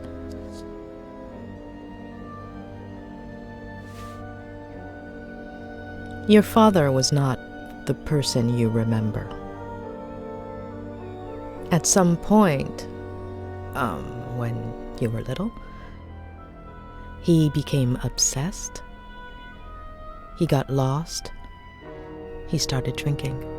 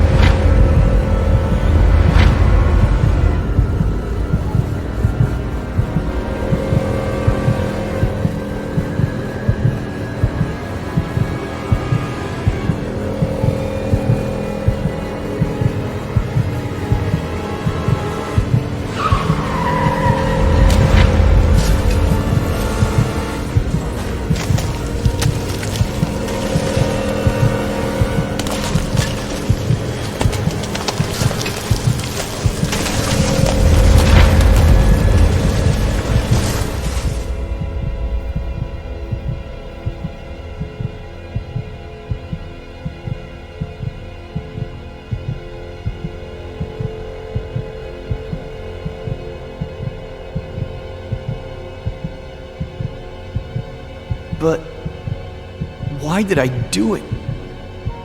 Jenny. Plenty of older brothers feel jealous of their siblings. It's normal. It would have passed. It was all my fault. No, it wasn't. The picture. If I hadn't... The same thing would have happened. Sooner or later, your dad would have found out. And instead of an accident, it would have been a slap, or a beating, or a push, or a knife. And what good does knowing do me? You've been carrying that guilt for years, building a prison of fake memories just to hide it. From yourself, from everyone. And it's been gnawing at you. But you need to let it go.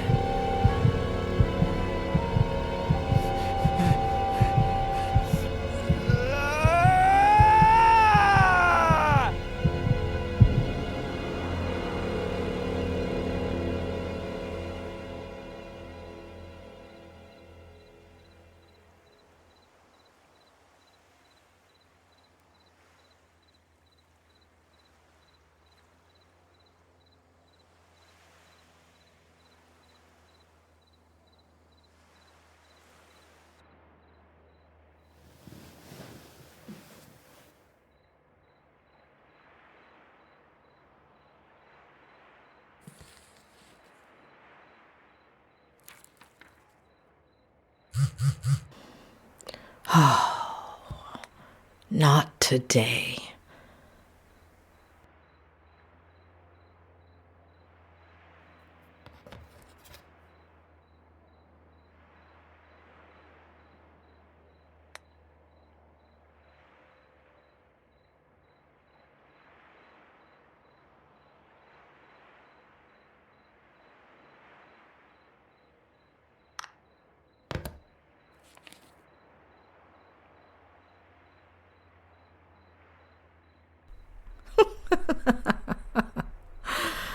Oh, Ed, you're the most loyal person I've ever met. Doctor? It's Sheriff Reyes.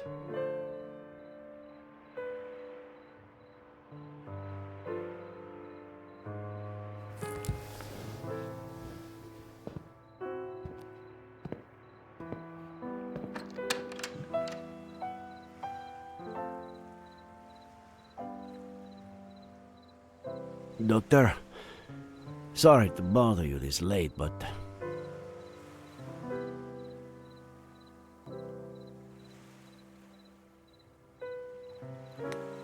Were you the one texting me?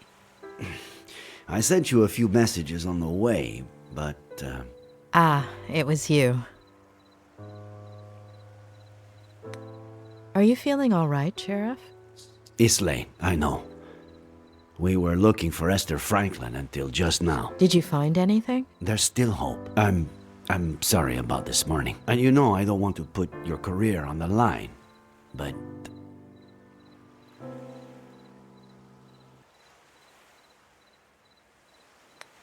I've got to exhaust all my options to get to Esther Franklin. There's a really pretty lookout near here. We could discuss this.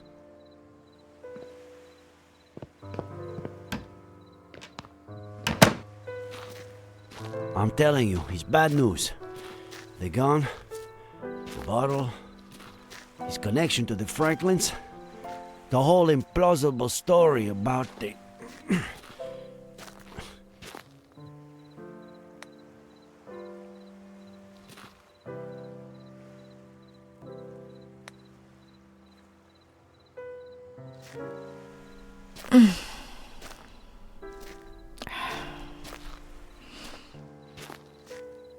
Like I was saying, There are too many signs, huh? I'm not saying he's guilty, it's just... It's hard to see it any other way. Don't you think, Doctor? There's one just like it in my favorite movie.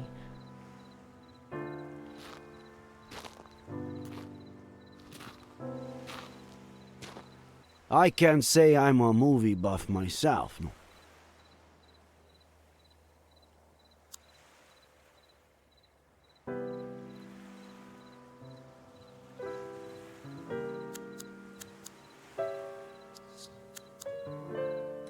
It's amazing to think the tree was born here, that it died here, and that we've only been here about this much. Here, no, a year later, I was at a protest march. The police charged us. I fell. LA, right? Did they crush you? 3 knee operations. What were you doing at the time? I don't know. Patrol during the day to make a buck, study at night to be a sheriff.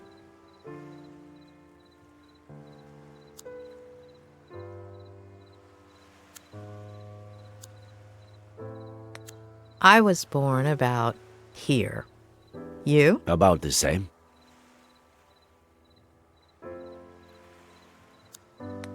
What were you doing that day?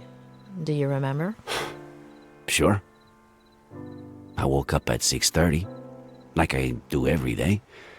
Turned on the radio while I shaved, and the second plane had just hit. I remember looking in the mirror, not recognizing myself, not my face, my hands, my bathroom. None of it. I took care of people with similar symptoms during those weeks.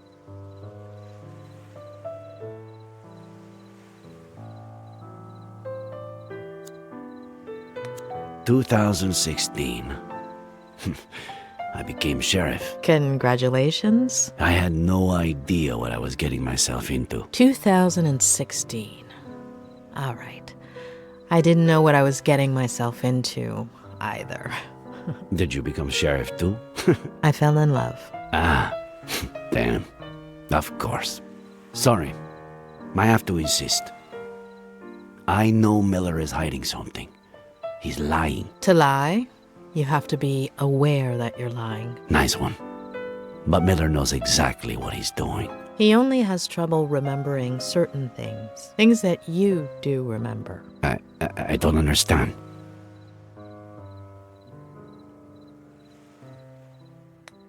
Tell me about Maddie Miller, please. Excuse me? About your relationship with her. In the early 90s, you did a little more than just work and study to be sheriff.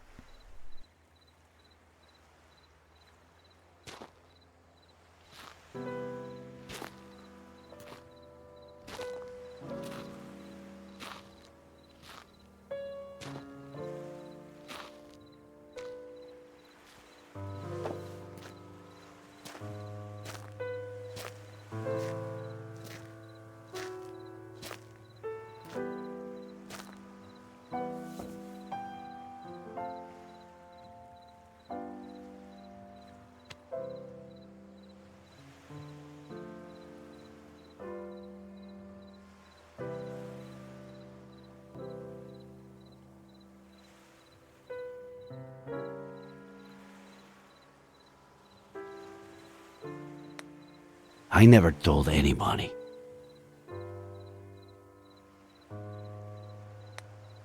Is it so painful after all this time? Time doesn't heal a damn thing, you know? There are things that only heal with a little air. We were inseparable as kids. I spent more time at her house, the one you've been to, than my own. In high school, everyone thought we were dating.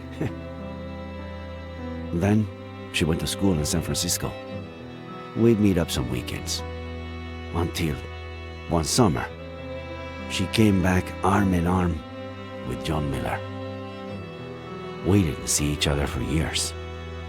It would have been 5 or 6.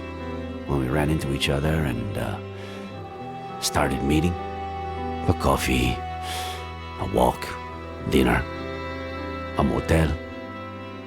Later, pregnant with Jenny, she distanced herself from me.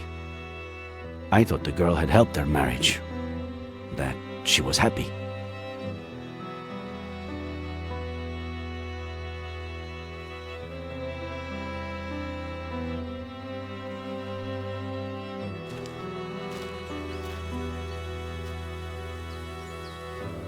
Fucking happiness.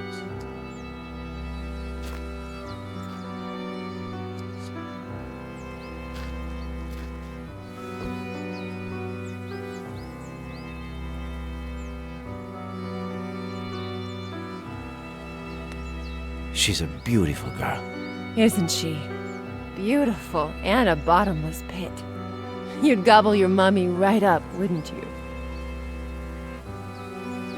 Thanks for coming after all this time. How have you been?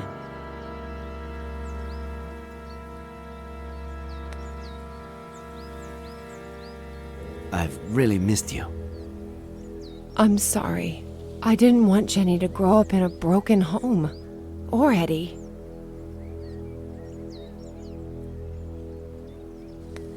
I understood back then, and I still do. You owe it to your kids. I felt guilty.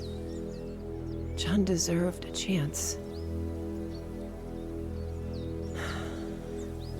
I thought the baby... I was wrong. Is he still drinking? He's burying me alive. What did he do? If he touched a single hair...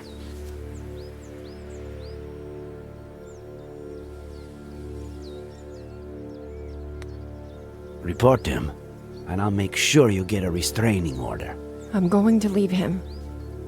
I'm gonna tell him next week.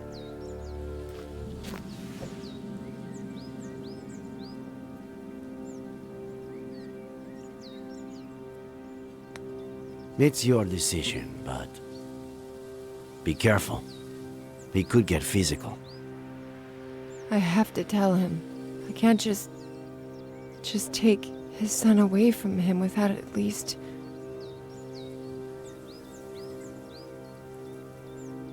Jenny is yours. Take her.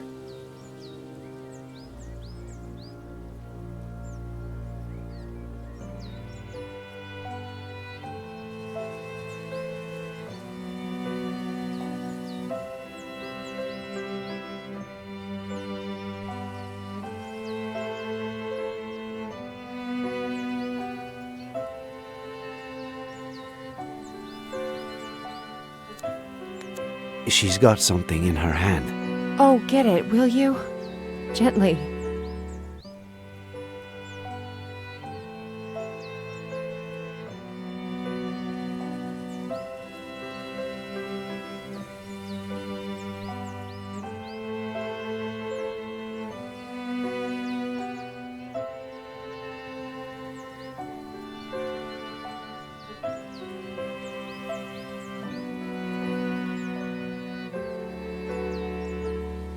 Oh, Eddie. He leaves stuff everywhere. See? She has your eyes. And he... doesn't suspect anything? Since the very beginning. How do you know she's not... John's? You've never tried to sleep with someone after you've downed a bottle of whiskey, have you? Well... What am I saying? You're ready for water after half a beer. Come with me. The three of you.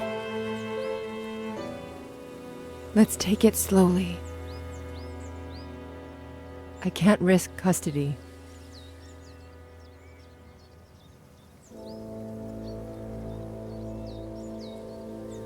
That was the last time I saw them alive.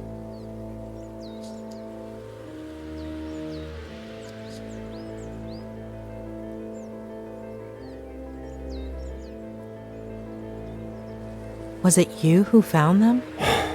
I wanted to kill that son of a bitch, but he took that away from me too.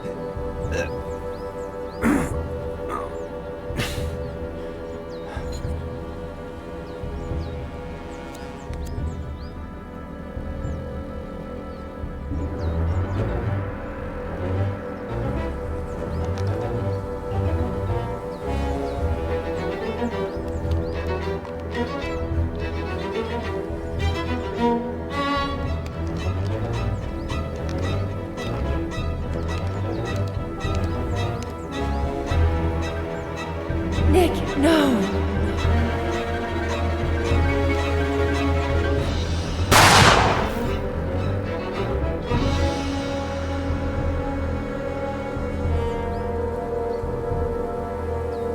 What went through your mind in that moment? Why did you move it away?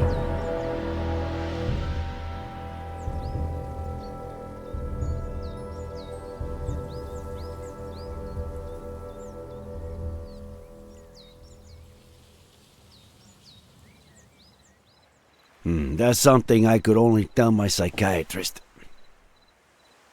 Thanks. Now, do you understand? John Miller was dangerous. His son is too. The same look in his eye. I'm worried about you.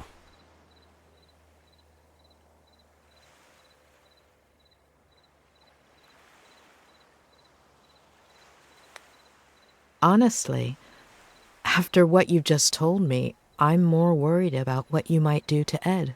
I'm a professional. I know what I'm doing. I'm a professional. I know what I'm saying. I just meant... Hold on. You believe him? About what? Faye? Yes. No. You're certain Faye isn't the figment of a writer's, a psychopath's imagination? I'm not interfering in your job, Sheriff. Don't interfere in mine. Throughout my career, I've met a great deal of psychopaths. And believe me, when I know someone, I really know them. If there is a psychopath in this story, it's not Ed Miller.